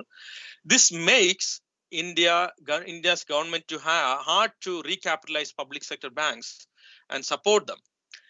And from business and consumers perspective, COVID will reduce their income, that will affect their income, and that will make it more difficult for small businesses and households to repay their loan. That will also increase the stress for commercial banks in India. And of course, we have seen some of the recent reforms that was coming in. I will not talk a lot about it because I don't. It's an entire presentation. We can talk about it. These are labor reforms, farm bills, and all these new reforms. Even if they have positive impacts on the economy, I don't think that will have any positive impacts in the short term because they may come in the long term. But actually, these reforms will have more negative impact in the short term because of the transition and the to the new phase of Indian economy. So I think it can only contribute to the already falling economy rather than improve the economy. Now, in this chart, I look into the GDP growth in India since 1900 till 2025, including some of the projection for the 2025. I will talk about later. So this is from University of Groningen. University of Groningen, we had someone called, very prominent economist called Angus Madison, late Angus Madison. He has created a series of GDP growth for many countries in the world, including India, from 1900 onwards. And what you can see is that the contraction which India had in 2020, which we are expecting to be about 9 to 10%, that was the impact of the pandemic was a very historic. Actually, we never had in the history of India, we never had such a huge contraction in India. On average, India's GDP per capita income, which is the yellow line here, and the GDP growth, which is the gray bar here actually. So the India's per capita income decelerated during the pre-independence period by less than 1%. In 2020, average Indians' income fell by 10%, and taking our GDP projections of 9.4% into account. So that will make average Indians 2% less rich in 2021 compared to 2019. So India will become poorer in 2021 compared to 2019, and this is a historic actually fall in India's economic growth. Even in 1991, when we had significant balance of payment crisis and so on, our per capita income did not fall so much. So this is a historic contraction in India's per capita income growth rate. Now, looking at how we are moving ahead, let us look at two components of GDP, which is private consumption, the domestic segment, which is the consumption investment, which is the upper part of the chart here, where we have the private consumption in red, government consumption gray, and yellow is the investment. And then we have the trade, the external sector, the exports and imports. And what you can see is that the significant drop in investment by 50% and private consumption spending fell by 25%. The only component that improved is government consumption, but that was not sufficient to have any impact on Indian economy. And the global trade decline and the global demand for Indian products also declined, so that led to a fall in exports by 20%. And more importantly, import fell by 40%. That is the reason why India had a trade balance, because trade growth balance, because export fell 20% and import fell by 40%. So that really has impacted economic growth in India. But one important point I wanted to stress here, the more alarming part of India's growth feature is the falling investment. And again, this is not it has nothing to do with the COVID. Of course, the COVID has accelerated it and it went to negative terrain. The investment growth has moved to negative terrain. But despite all the several attempts to improve the investment climate and lower interest rate and accommodative monetary policy, the investment to GDP ratio has continued to slow since late 2006. In India. So this really says something that there is something really wrong with the Indian economy. So this is a long-term process now. Indeed, COVID has accelerated it, but it's not fully due to COVID. So that is clearly indicating that even if we recover from COVID, if we do not fix something really, some of the structural problems in India, we are not going to see a medium-term improvement in India's growth pace. I mean, India will have a positive growth and improve it, but if we do not improve our investment condition and some of the structural problems we have, I think that is not going to help us move to the two-digit growth path in India. One reason for the fall in investment rate is the lack of public investment. And you can see that the combination of public versus private investment in the two bars here. And you can see that the public investment is the largest part of investment, which includes all the infrastructure investments and so on. The problem is that if public investment does not grow, the private investment also does not grow because of the crowding out effect. Because if you do not provide better infrastructure and better stimulate the economy with public investment, private investment also follow that suit. So public investment fell by 27% from 2008 to 21% in 2018 as a percentage of GDP, which also led to a fall in private investment. So this is the big problem in India, in my opinion, the fall in investment rate. And that is going to be a significant part of India's challenge. Now, looking ahead, in this chart, we have the investor and consumer sentiments. So you see that on the left-hand side, we have the purple line, which is the NCAR business confidence in India, and the yellow line, which is the consumer confidence in India from RBI. So again, this is not something only due to COVID. Look at the left chart where we have the consumer confidence indicated from the Reserve Bank. A value above 100 in this indicates consumers are optimistic, and they are telling that we are optimistic about our income, our jobs, and we will feel confident to spend. And the red dotted part in that actually basically tells the post demonetization period in India. Interestingly, since the demonetization, Indian consumers have never felt confident except in March 2019. But since March 2019, it started falling rapidly in the post-pandemic period, now reaching a historic low of 50. Investors are also showing falling confidence, which we can see in the investor confidence indicators, although there were some improvements here and there, but they were also not up to the previous peaks. So RBI has also provided projections on the consumption and investment, which also shows some of the very negative story for this. So in India, both consumers and producers were not feeling comfortable and not feeling confident about the economy somehow. What it is, I don't have the answer to that, but it really says that something is really structurally, importantly problematic with India for the coming years, even after the COVID. Now, for the immediate short-term recovery, looking ahead, and in this chart, we have the workplace mobility. I have only the workplace mobility in this chart, and I have it from late February, which was the blue line, the blue bar, and late April, which is the yellow bar, and the mid-October right now, what it is now. So you can see that some of the states like Bihar, Uttar Pradesh, Assam, Haryana, Punjab, these are the states where the mobility has improved lately. Because they are now have reduced their distance from the baseline, while some of the southern states like Kerala, Karnataka, Maharashtra, and Goa, and also Delhi, Odisha, and overall India actually is still the mobility is lower by 25 to 15% actually than the pre-pandemic level. So, for example, Maharashtra, Karnataka, Goa, these are states where the mobility, workplace mobility, is still 40 to 50% lower than the pre-pandemic level, which will definitely have impact on the economic growth in these states.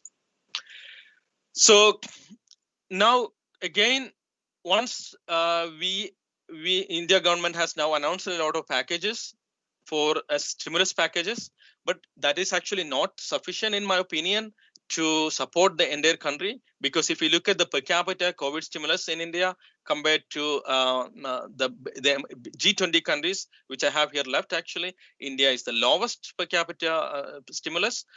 Even countries like Indonesia, South Africa, China, all these countries are above India. And of course, advanced economies are above India. But at the same time, because of the fiscal stress in India, even though India is not spending too much, the debt to GDP ratio in India is going to be the highest among the BRIC countries. I think only Brazil and Argentina will be above India in terms of debt to GDP ratio. So this will have some consequences for investment again, because investors, especially foreign investors, might stay away. That could further escalate the investment problem, falling investment rate problem. But again, there is a bigger question whether this should really make the India government reconsider the fiscal stimulus program and worry more about the debt situation and so on. Right now, I think it's a big question, because the priority now should be to save the economy, and for which fiscal support is essential. Yeah. So you need to summarize. So how much time you want? Within 5 minutes? 8 minutes. Is that okay? 8 minutes. Yeah. Yeah. Okay. So I'm going to summarize because I wanted to talk about the final thing. So I'm going to skip this slide. So for India, I think I have summarized most of the point, but now I'm going to tell you a little bit about what is the future of India, the prospects for India, and the long-term future for India. For the long term, Europe and United States are going to see innovation-driven growth, because I think that in many of these countries, their main challenge is working age population is declining in many of these countries. So they're going to focus mostly on innovation, and that will drive their growth. And I think it is also going to be a world of high debt in many of the emerging market economies. But debt is sometimes it's a big question whether debt can be a problem or we should worry about it or not. But at the same time, many of the advanced economies and also many of the emerging market economies, we will see a world of low interest rate and low inflation scenario. So that is going to be the situation which we will see. Now, because I'm not going to focus a lot on that, but I wanted to focus a little bit more on the future of India and China in emerging markets in general. As I said earlier, both India and China were already on a falling phase. You see here actually on the right-hand side, the nominal GDP. It's not the real GDP. We always talk about real GDP. The nominal GDP. Even in nominal terms, the GDP rate has been falling both in India and China since 2011 onwards, actually. And COVID is only escalating that process for a number of reasons. As I told you earlier, the investment rate, banking sector, fiscal prudence, all these factors for India. But also from a global perspective, the anti-globalization sentiments, trade uncertainty, and also rising wages in China and wage inequality. And technology is changing because many companies are now reshoring their production back to advanced economies because automation and robotics can help them to replace lower cost workers by machines, which helps them to shift production back to their own countries. So all these factors will only stimulate the slowing pace of countries for emerging market economies. But where is the silver line? I think in the longer term, the silver line for India lies in its demographic dividend.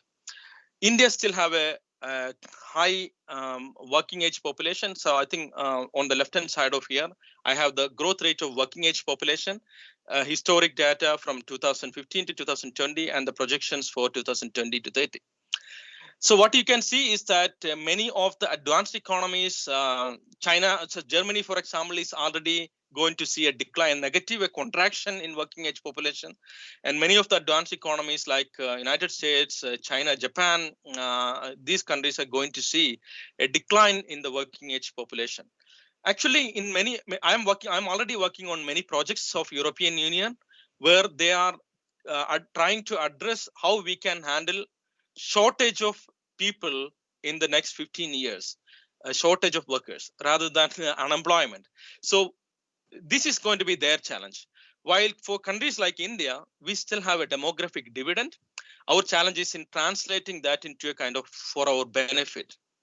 And on the right hand side, you have the market expansion, where it's going to be the domestic, the middle class consumption in the by 2030, and India and China is going to overtake even the United States.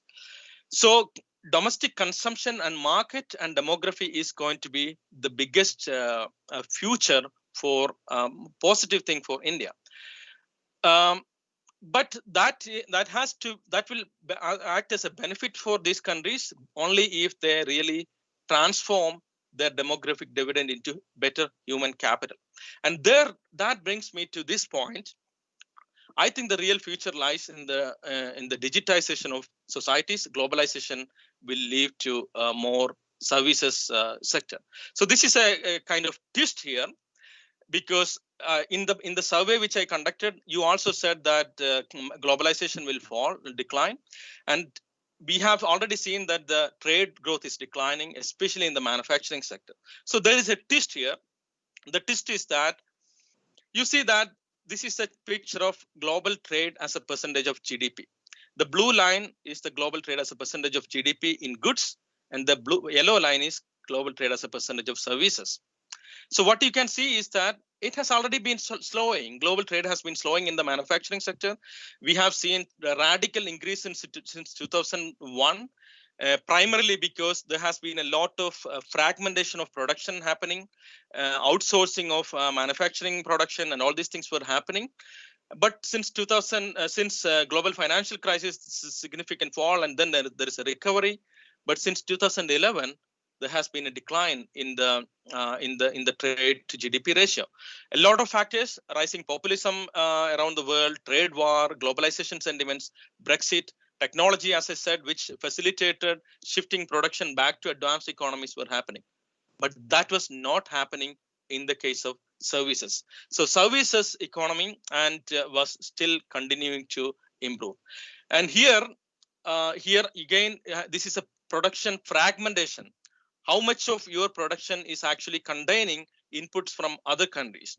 Even in that case, actually, the manufacturing fragmentation, this is basically, when I say fragmentation, when you buy a car, for example, in India, the bulb may be produced in China, the motor may be produced in Japan, and so on. So different parts of the car is produced in different parts of the world, and how that trade has been happening globally.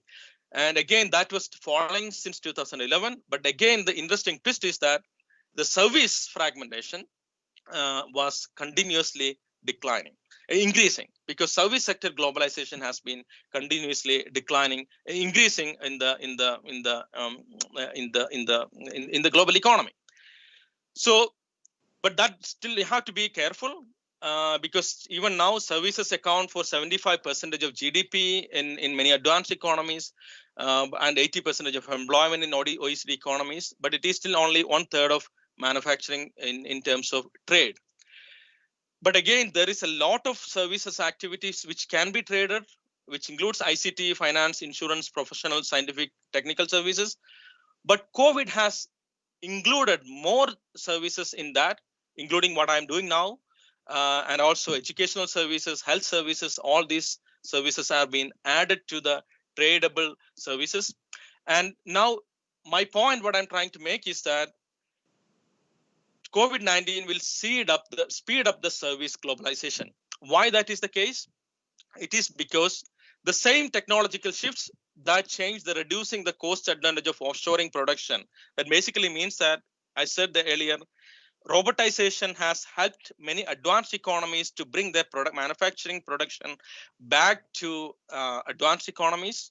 But the same technologies now will help them to go in search of cheaper service providers in emerging market economies. So that is going to happen. The second thing is that trade and services is going to be less amenable to direct policy restrictions. Like, for example, you cannot put tariff and quotas in the same extent as you are doing it in the case of manufacturing products. So companies will find ways out to outsource their services to emerging markets. And finally, companies will be responding to manufacturing trade because of all these trade restrictions. They will reshore, but then they will find ways to make profit by outsourcing services. So this is going to be a big change in the global economy. So global service globalization will improve. And now COVID has helped many households and businesses to understand the pace of technology. And also, white collar office work is not more needed in all the segments of the economy. People know that. As I said, I did not go to my office for 6 months, but I still did my job. And I mean, also cities and suburban areas are no more relevant. People can work from villages. The only thing is that you need technology, and many advanced economies do have this technology. So that will happen in the coming ways. So here, India has a lot of possibilities, because India has a higher trade and share in trade and services compared to China, for example. And the only thing is that if India do not want to miss this boat, we have to invest highly in education, technology, and skill development. And even without service globalization, investing in physical infrastructure, education, health are the key for India's long-term success. So I'm sorry I had to go through a little bit speedily this, but my point is that we have already been seeing a service globalization compared to manufacturing globalization, and COVID has facilitated that process, and people are more aware now. Digital technology has facilitated that process, smoothened that process. We took 20 years for ICT to reach out to societies, but within 6 months, we could spread it so rapidly, and we do not want to miss that boat. With that note, I am stopping my presentation. Thank you, Jagannath, and I will take some questions from the audience now. Thank you. Thank you, Dr. Abdul, for the interesting and insightful presentation on the present state of global and Indian economy and also its future prospectus, which was demanded by our participants. As we see a number of questions in our last events surrounding on what will be the situation of Indian and global economy after pandemics. So thank you for making such detailed and elaborative presentation.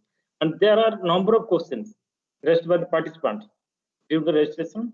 These are related to India, global economy, and banking sector. Let's start from the India. Okay. So the first question, that is, since India is witnessing the highest negative GDP growth among the emerging economies during the pandemic, how much time is required to achieve the normal growth? As IMF data shows that the growth in 2021 will be about 9%.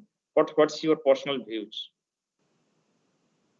Very, very interesting question, Jagannath, because it's a question that we should be asking to God rather than to me, of course, because the timing part is hard to project, because the virus is not yet under our control, because we still do not have a vaccine, or we do not have a way out. But one thing I can tell is that we had a quarter-over-quarter contraction of about 26% in the second quarter of the year. Now, if India had to get a 0% growth this year, that would mean basically that India will need to grow 30% at least in the next 2 quarters of 2020. That is unrealistic and nearly impossible for India.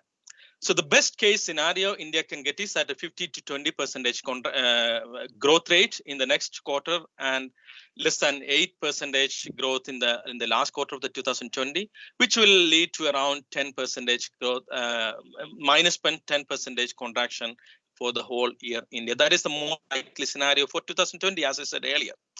But now let us assume that the pandemic is over by winter, by December, so we are able to come back to a normal situation in terms of mobility of the people and so on.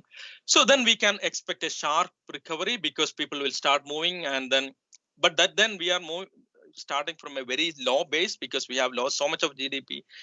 So that growth is again beyond that, is likely to be a very extra high, ordinary high, but because, as I mentioned, we are going to be a low base, right? So we may get about 10% growth rate in the 2021.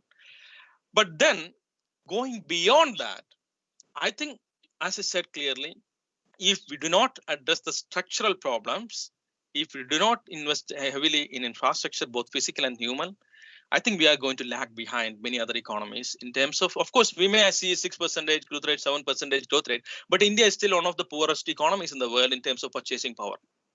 So if we wanted to really achieve, and if we wanted to become a global economic power, it's not simply the size of the economy. I mean, size of the economy is because we have so much people in India, but it is the per capita income that really matters. So I think India really need a proactive policy action.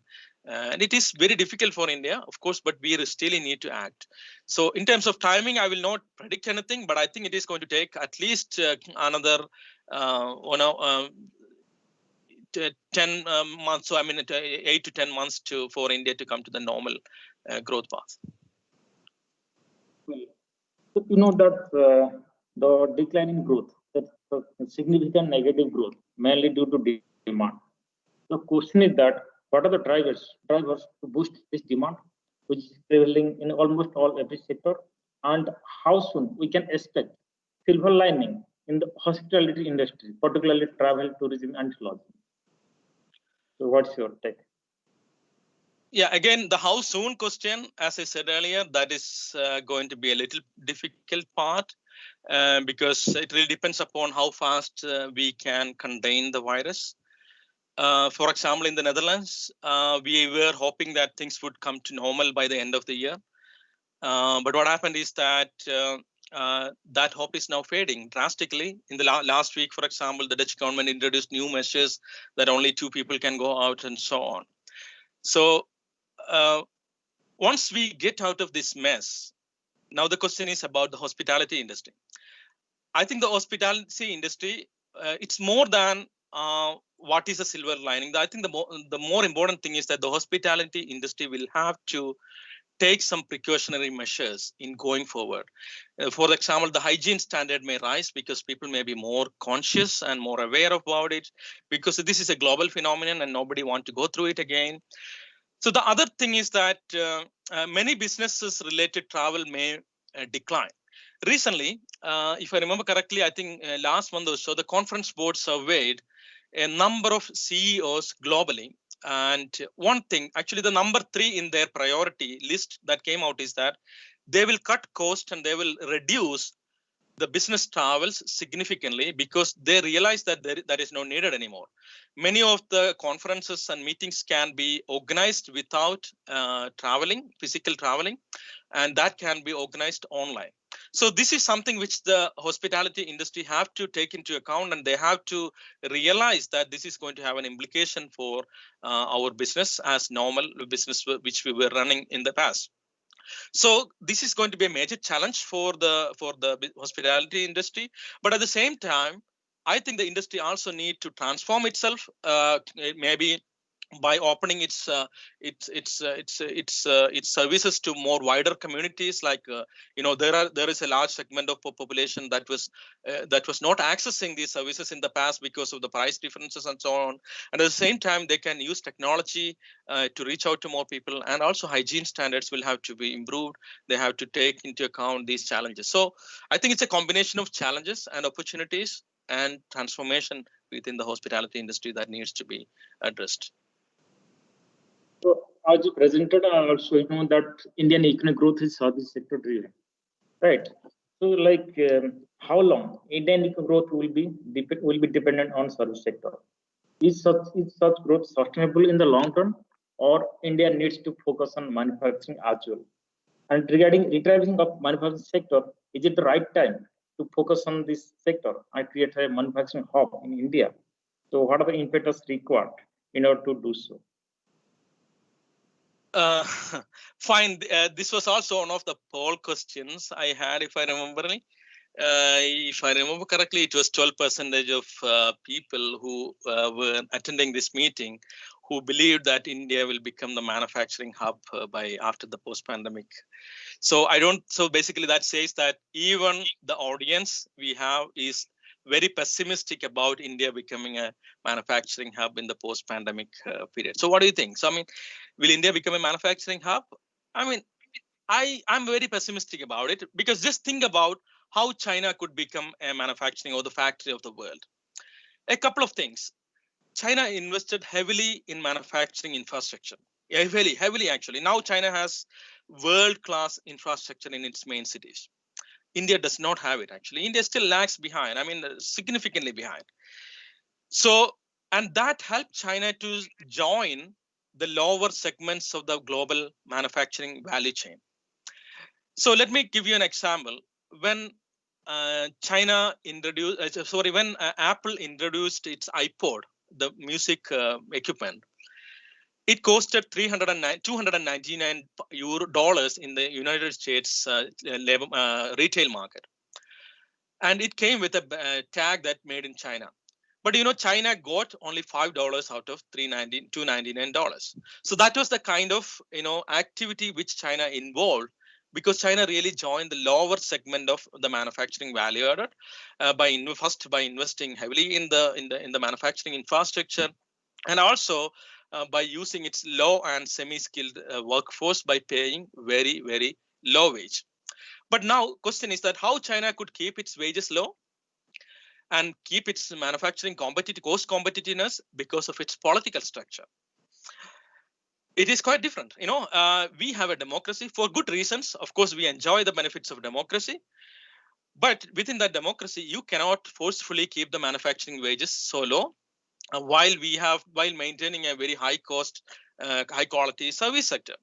There will be repercussions, and the wages will trickle down to the manufacturing sector, which will eventually kill the cost competitiveness. So that is going to be a big problem for India if you want to do the kind of China model, and if we want to run to the the low cost manufacturing shoe which China is leaving behind. So what we need in India is to focus on a high value added manufacturing sector rather than cheap manufacturing goods, or even joining the lower part of value chain, but still, producing a little high quality aspects, producing components of high quality products. So for this, we should invest more and more in both soft and hard infrastructure, both human capital and physical infrastructure. So personally, I believe that given the large semi-skilled workforce we have in India and the huge void in the quality of and accessibility to education at the moment, it would be hard for India to grow a higher. We need a solid manufacturing, but at the same time, it is going to be hard for India. Now, coming back to your second part of the question, I think the second part of the question was the service sector, right? The future, how we can, whether we can rely on the service sector. As I mentioned earlier, I think the next wave of globalization is going to be in the service sector, and it might take maybe 5 to 10 years or so. I don't know. But that will create more inequality because there will be a lot of people who are highly paid in the service sector, but then we have a lower segment of manufacturing people or informal sector people and so on. This is going to create more inequality if it is not accompanied by a manufacturing expansion also. But at the same time, the service sector is going to give a lot of opportunity for India if we invest, if we continue producing high quality people. But at the same time, we also have to complement it with by vocationally trained people who can work in the manufacturing sector and equip them to work in the manufacturing sector. So it's going to be a combination of manufacturing and services. But again, manufacturing is not going to be the silver line for India in the next coming years. That is my take on that. Well, as you mentioned China, that as you mentioned, also you mentioned in presentation that there is some restricted trade that is. So why still China is growing? Like if many countries have stopped or restricted the trade with China, so why it is growing still? And what does risk the China-US trade war that pose for Africa? And what is India's economic role in Africa? As regards to trade and competitiveness, where India is lagging behind Vietnam and other developing countries in relation to exports. What's your views? A lot of questions you asked. So first is about why China is growing. First of all, we have to think that we are believing the Chinese numbers. Of course, the Chinese official statistics is whether it can be trusted or not is a bigger question. People debate a lot on that. At the conference board, we develop even alternative series for China. Now, let us assume that we believe Chinese numbers. As I showed you earlier, I had to go through that slide a little bit quickly. But what you see is that the Chinese growth is driven by domestic consumption. There are two things happening. First is that China is transforming itself.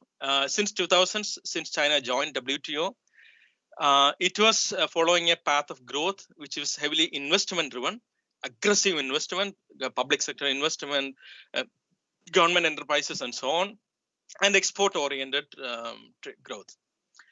But now China has already transforming itself into it's reducing its reliance on export, and it is relying more on a domestic service sector orientation and most domestic consumption growth rate. So what happened after post-COVID? China reported the first case of COVID, and then it acted immediately. It closed that region and restricted the impact of the virus to the other regions of the economy, and the mobility of the other regions it limited.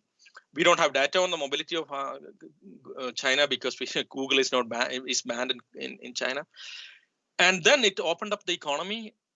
So that helped China to sustain its domestic consumption. Second thing is that Chinese, during the last couple of years, Chinese have been walking around the global, in the world in terms of tourism substantially. What happened is that after the closing of border to other countries, Chinese tourists have started moving around within China and spending a lot of money within China. So that also helps stimulate consumption within China. And the third factor that helped China is that when trade was closed for many economies, many countries, including European Union, was surprisingly realized that we are relying on China for many of the essential medical supplies. So China still was able to continue to export its PPE kits and things like that, medical devices and so on. So its exports also helped its economic growth. So I think rather than investment growth rate, it was the domestic consumption and consumption that really helped China to continue its growth. And I forgot your second question. Your second question was about something about Vietnam. What was that actually? That is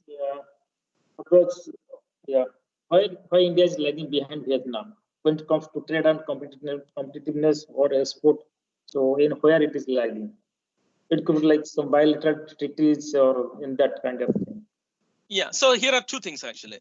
First, you are saying we are lagging behind Vietnam because we are comparing economic growth. Growth is basically from the base, how we are going compared to Vietnam. So when people say Vietnam is next, actually, I personally find it hard to digest. Indeed, Vietnam, especially actually Vietnam again, like China. China is actually two Chinas. I mean, there is a fast-growing China, and then there is a village China, which is really lagging behind in terms of many indicators.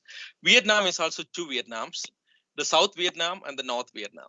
South Vietnam is a Vietnam which is more like Western world.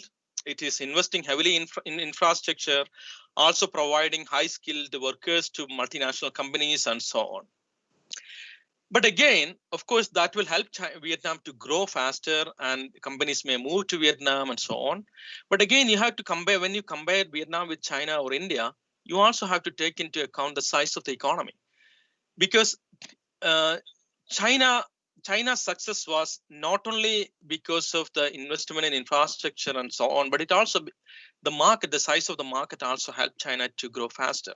Now, Vietnam can be a hub for companies to produce, provided there is no restrictions on trade, because then you have to trade globally and so on. But China and India are not only for that. Actually, China and India are also bigger markets. If you invest in China and India, and if you move your production to China and India, you also are ensuring a large market, actually. So that is one thing. Now, the second thing is that why Vietnam is growing. Vietnam is growing because they are investing heavily in human capital and opening up its infrastructure, opening up its economy to foreign direct investment. And companies like Samsung is growing, moving to Vietnam. So all these factors are helping smaller economies like Vietnam to grow faster compared to India, and India is lagging behind in many of these aspects. So I think that does not mean that we do not have opportunities over Vietnam. We do have opportunities over Vietnam, but we have to act sufficiently for that. Well, so let's move to some questions related to banking sector. So the first question, the first question is how to find out new means of increasing banks' business during the economic slowdown. Will there be any changes in investment plan from banks? As a result, will the investment in bonds and shares get affected? First of all, I should be careful in answering you, because I'm not an expert in banking sector, and you people know much more than me in terms of what the banking sector is. So your question was how economy can cover up the pandemic, and how investment plans will change. First of all, if I think about banking sector or the financial sector in general, the pandemic and the consequent economic environment have severely impacted investment banks and banks in general and their clients, definitely. For example, their corporate consumers face significant revenue and cost pressures because of their production decline and things like that. Institutional and individual investors face falling asset values and so on. So there is significant challenge for that. Also, within the institutions like banks like yours, the mode of work has changed globally because now, as you said earlier, more people are working from home, and this has affected their business in many ways. Actually, you may know it better. It may have impacted your business.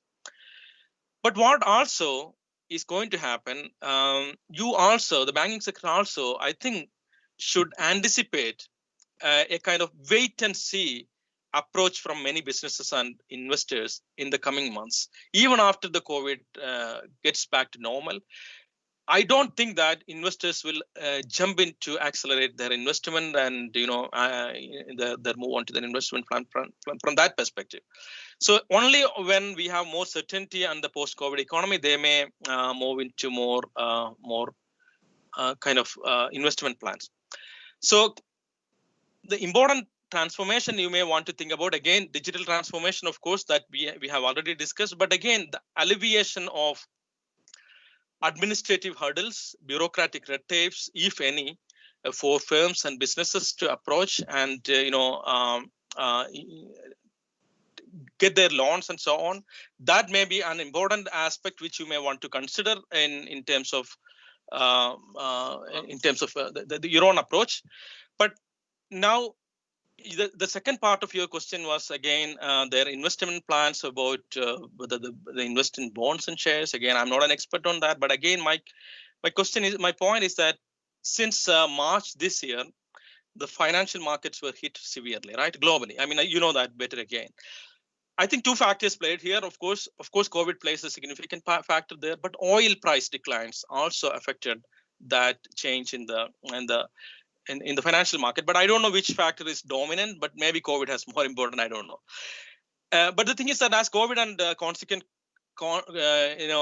lockdown drive economic growth significantly down, the uncertainty and the volatility in consumption and the circulation of money continues, because money is not circulating the way in which you want it to do. See it, investors will also focus on the resilience of companies while making their plans on buying a share or not, right? Because they know companies are in trouble now. How resilient the company is, that point will be taken into account. For example, in European Central Bank interfered significantly in the bond markets, and the bond markets actually responded quite well, actually, in terms of how people are buying bonds and so on. But people were still, opting for risk-free options. So I think financial market will suffer more in the coming days because some of the real impact of the economic fallout has not been transmitted or not been reflected yet in the financial sector. That is going to come actually in the coming days. And in many Western economies, interest rates are quite low. Actually, now we are already facing. Actually, for example, recently I got a mail from my bank that negative interest rate. You will face negative interest rate if you have so much money in your bank. I mean, fortunately, I didn't know I had so much in the bank. So that is the kind of situation here. So given the risk in investing in shares is much higher with the uncertainty the pandemic has brought now, maybe bonds are more a safer option at the moment.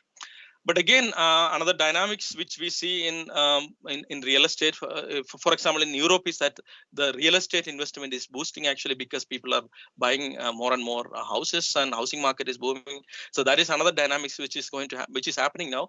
But I mean, my answer in this is not an expert answer, but my intuitive feeling is that people might find it more risky and more uncertainty while their choices of investing in shares are considered now. I think that is, I don't know if that tallies with your own anticipation of how the financial market is working. Well, so let's another one or two questions that these are raised directly in the chat box. This is first question is related to debt. That is, when do you see the emerging economies, mainly India, will be able to back to fiscal consolidation, glide path?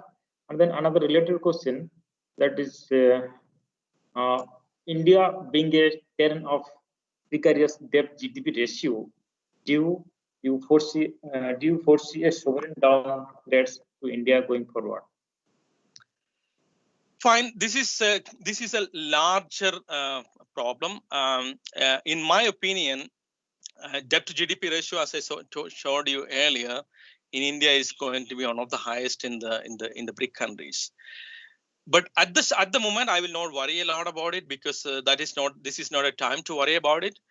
But in the future, of course, we have to worry about it unless we really find good way to stimulate the economy and mobilize sufficient ways to finance these debts actually.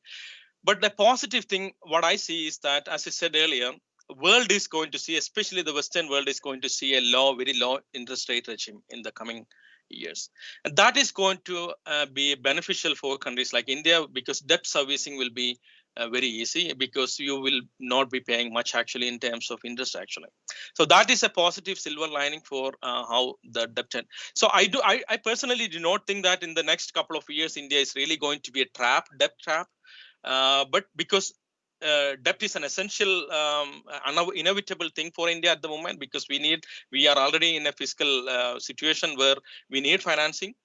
But I don't think that it's going to be a big problem for India in the coming immediate future. I mean, maybe in the long term, but that really depends upon how our economy is growing and how we are acting to sustain our economic growth in the coming years. Already we are running late, so let's take the last question. And this is again on why investors are not willing to invest in India. So this is very interesting question. You can answer. And then, can you suggest on the interest rate movement in the near future, as this has share market and gold rates? What is the second part of the question? I couldn't hear it Can you properly. suggest on the interest rate movement in the near future, that is share market versus gold rates? Gold rate. Yeah, you can leave it. You can answer the first one. Like why investors?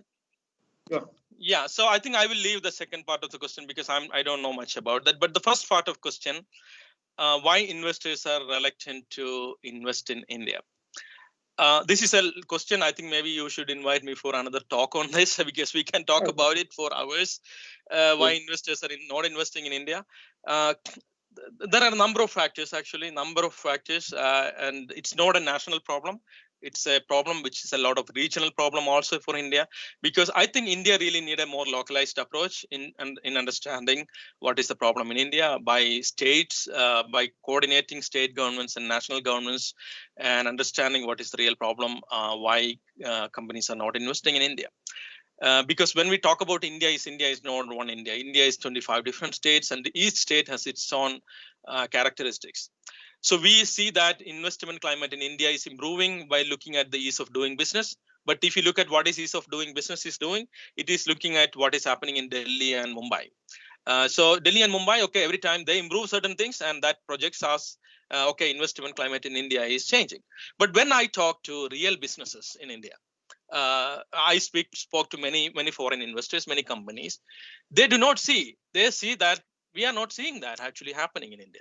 We do not see. Okay, you were saying that okay, investment climate has changed in India, ease of doing business has improved.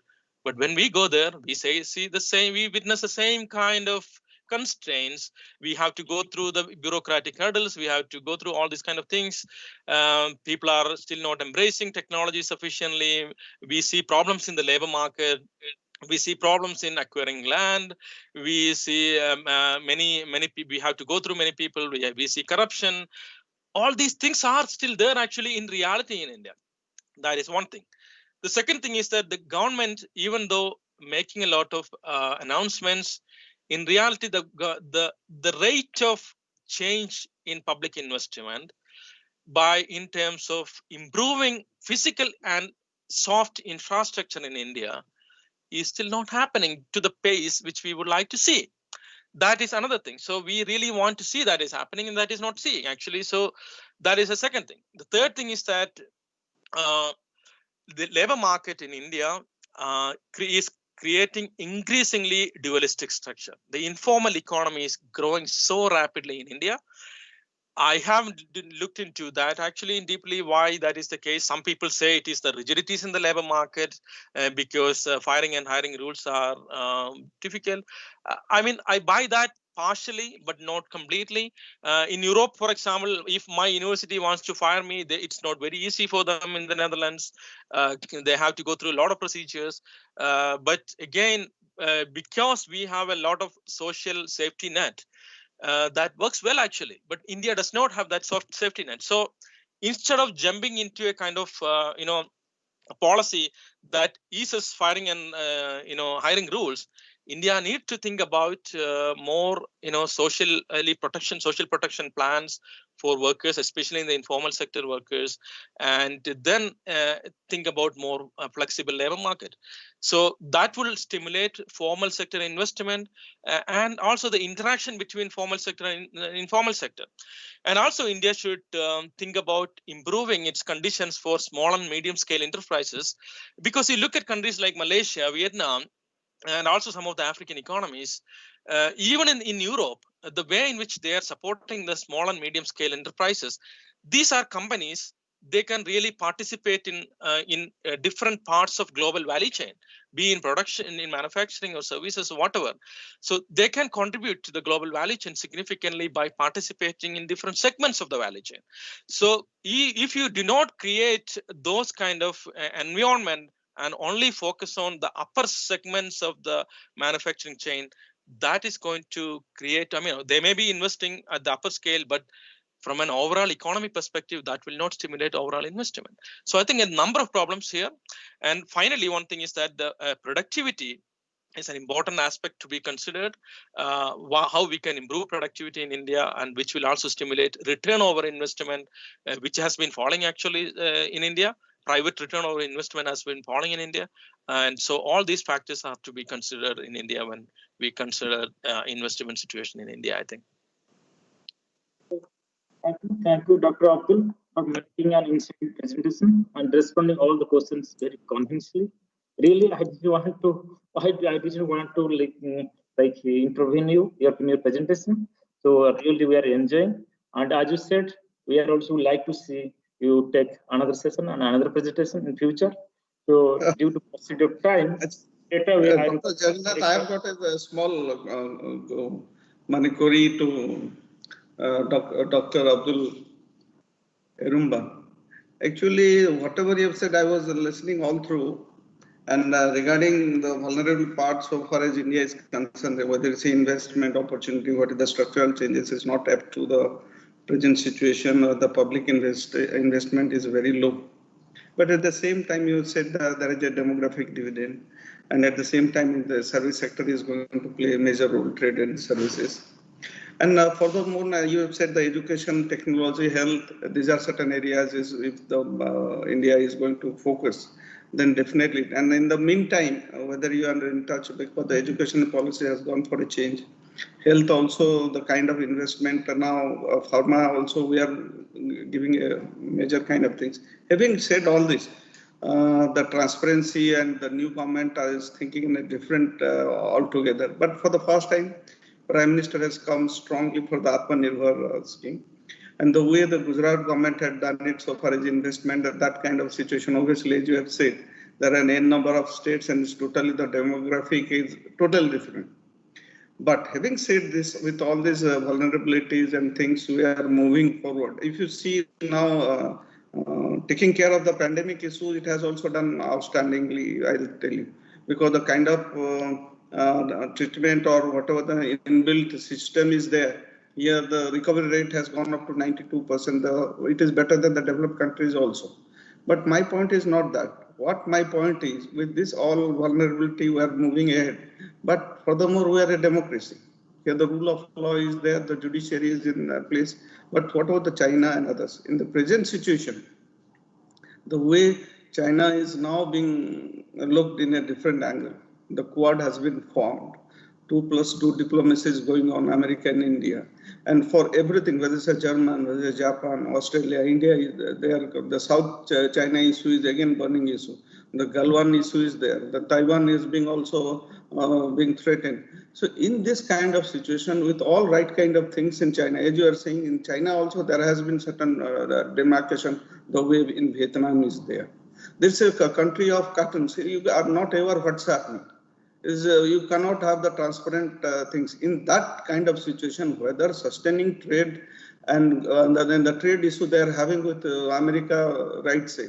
Well, what I'm saying is even if Trump or Biden, whosoever is going to come, America is going to have a tough decision because with Iran they also fired. So they are good in that kind of situation. I'm not saying someone's losing, we are going to win, but whether our right focus in the right areas here. China is being looked at by the European nation because all European nation because of the pandemic, everyone is thinking this nation has hide something because of that. This kind of damage has been done. The credibility issue has come in the international forum. Whether ultimately it is going to affect China, whether ultimately it is going to gain Vietnam, Malaysia, India, all the Asian countries in that context. So this is what something whether we can think of it, but anyone cannot think of something positive vis-a-vis someone's negative thing. Here, India is thinking that way. Whatever you're saying, that could be right, but the things are happening. In this situation, the kind of issues are being, because if you see China, there are n number of issues across the globe. Whether with this kind of situation, whether trade can prosper in China, that is a question precisely I want to raise to you.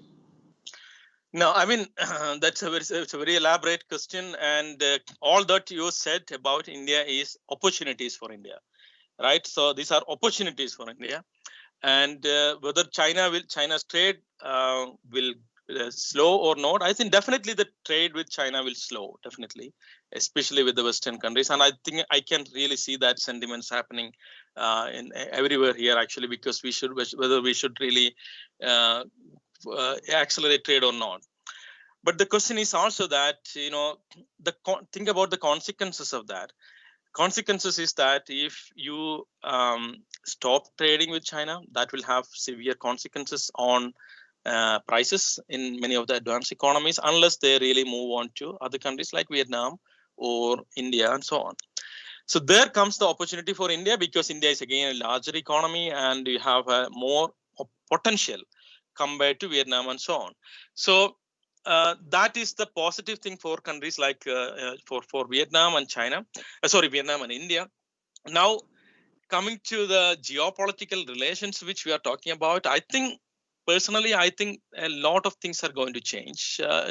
Whether it is Biden wins, whether it is Trump wins, it does not really matter, because if they have to sustain in the United States within the local economy, they have to address a number of issues, because the kind of message which have been conveyed to public is that because of globalization and trade, many of the manufacturing jobs have been lost. Actually, if you look at from an economist perspective, that is not completely true, but this is a populistic perspective that people are buying it, and that has to be addressed politically, of course, because even when we were introducing new technologies, we were saying that, okay, technology is going to kill jobs, but actually that did not happen. In aggregate sense, of course, technology killed jobs in certain segments of the economy, but it created more jobs in other segments of the economy. This is also what happened with the trade with China or other countries in the United States, also in Europe, actually. So we ourselves have looked into what happened to the value-added trade with because the intermediate trades and so on. What we found is that in Europe, for example, we lost a lot of low-skilled routine jobs because of the trade, but then we created a large number of high-skilled jobs in R&D and research, and also a high skill job within the manufacturing sector and other sectors. So it's in absolute terms that we don't have evidence on to say that it has actually killed jobs. But that is not the kind of feeling which people buy, because there are people who are affected. And also because of for example, Brexit. Why Brexit happened? Because Brexit happened because many rural, British people were really thinking that working with European Union has affected their life, because of their jobs have been lost and so on. So this is always a case, because some people are losing out and some people are gaining in this process. But in terms of future, if we look at the future, as I said earlier, if manufacturing trade may decline, and that is something which is already happening, and that I think will happen further, because we can already. Let me give you an example. An example is that Adidas, for example, was producing a lot of its shoes in China, in Vietnam, and all. They shifted their production back to Germany. Talk about Pioneer. Pioneer is this company which makes audio devices for cars and things like that. They were producing in China. They shifted their production back to Japan. So why they did it? Because technology allowed them, on the one hand. The second thing is that they were worried about all the, patenting, IP protection and data protection. All those. This is not isolated cases. We have shown a number of industries. Actually, we have seen a number of industries are shifting their production back to advanced economies, because their consumer base is here. They are actually producing parts of it in other countries. But now technology changes, because there are robots which can do routine jobs, and that is cheaper. But then they can produce it here. They don't have IP protection problems. They don't have technology transfer of technology issues and so on. So that really is happening. Actually, you can really see that a wave of production coming back to advanced economies in many industries. It's not only in one or two industries, and in aggregate level, you see that. Of course, it is happening slowly, but it is happening, and I think that will happen. Manufacturing trade will definitely slow, but that is what I'm saying, that the service trade would at the same time will accelerate.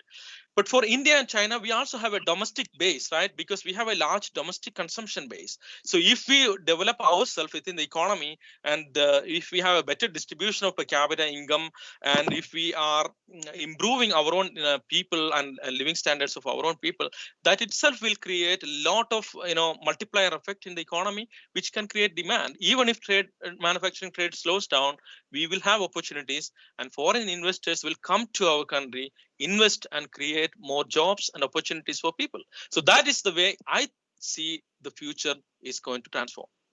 I hope I don't think that I have answered your question completely, but I think these are some of the vague perceptions I have in terms of the questions which you are raising.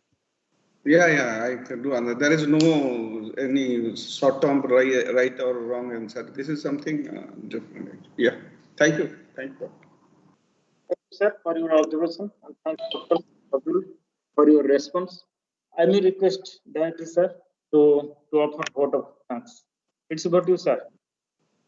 Yeah, the vote of thanks is that Dr. Saab has to come again, because so many things and the way so many areas he has got there. Dr. Jagannath, I request, considering his convenient time, again he fix up certain issues, because he's so elaborate and to the point, and he has generated something academic, but I was through entire discussion.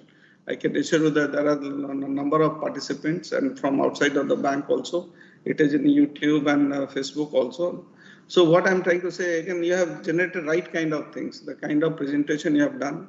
Definitely the idea behind getting into beyond boundaries or international lecture series has really, and I congratulate you and thank you very much. Again, I reiterate my invitation whenever you come to India and Kolkata, let be our guest and interact with us. So it would be a privilege. And again, Dr. Jagannath, please ensure that before December, find out his time, suitable times, on any relevant topic we can talk. Because only China specific, I think he can take more than 1 hour. Because this is one side of the coin. The other side of the coin is China only. Because now only China is fighting out the entire world.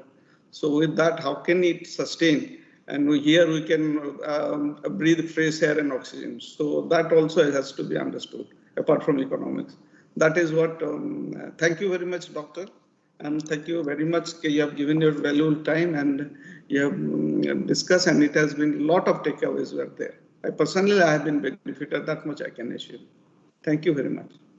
Thank you very much, Suresh Kumar, and thank you, Jagannath, and thank you for all the participants. I think it was a pleasure to be here, and I would definitely consider visiting you whenever coming to India. Thank you for that invitation. And thank you, sir, and thank you, Dr. Abdul. Already, thank you, Dr. Abdul. So already you got the invitation, so we'll work out for our next event. So thank you for that. Let's work out. And thank all the attendees for coming over here. I would also like to thank SBL member being present here today. So thank you all. Thank you all. Thank you. Thank you. Bye-bye. Bye-bye.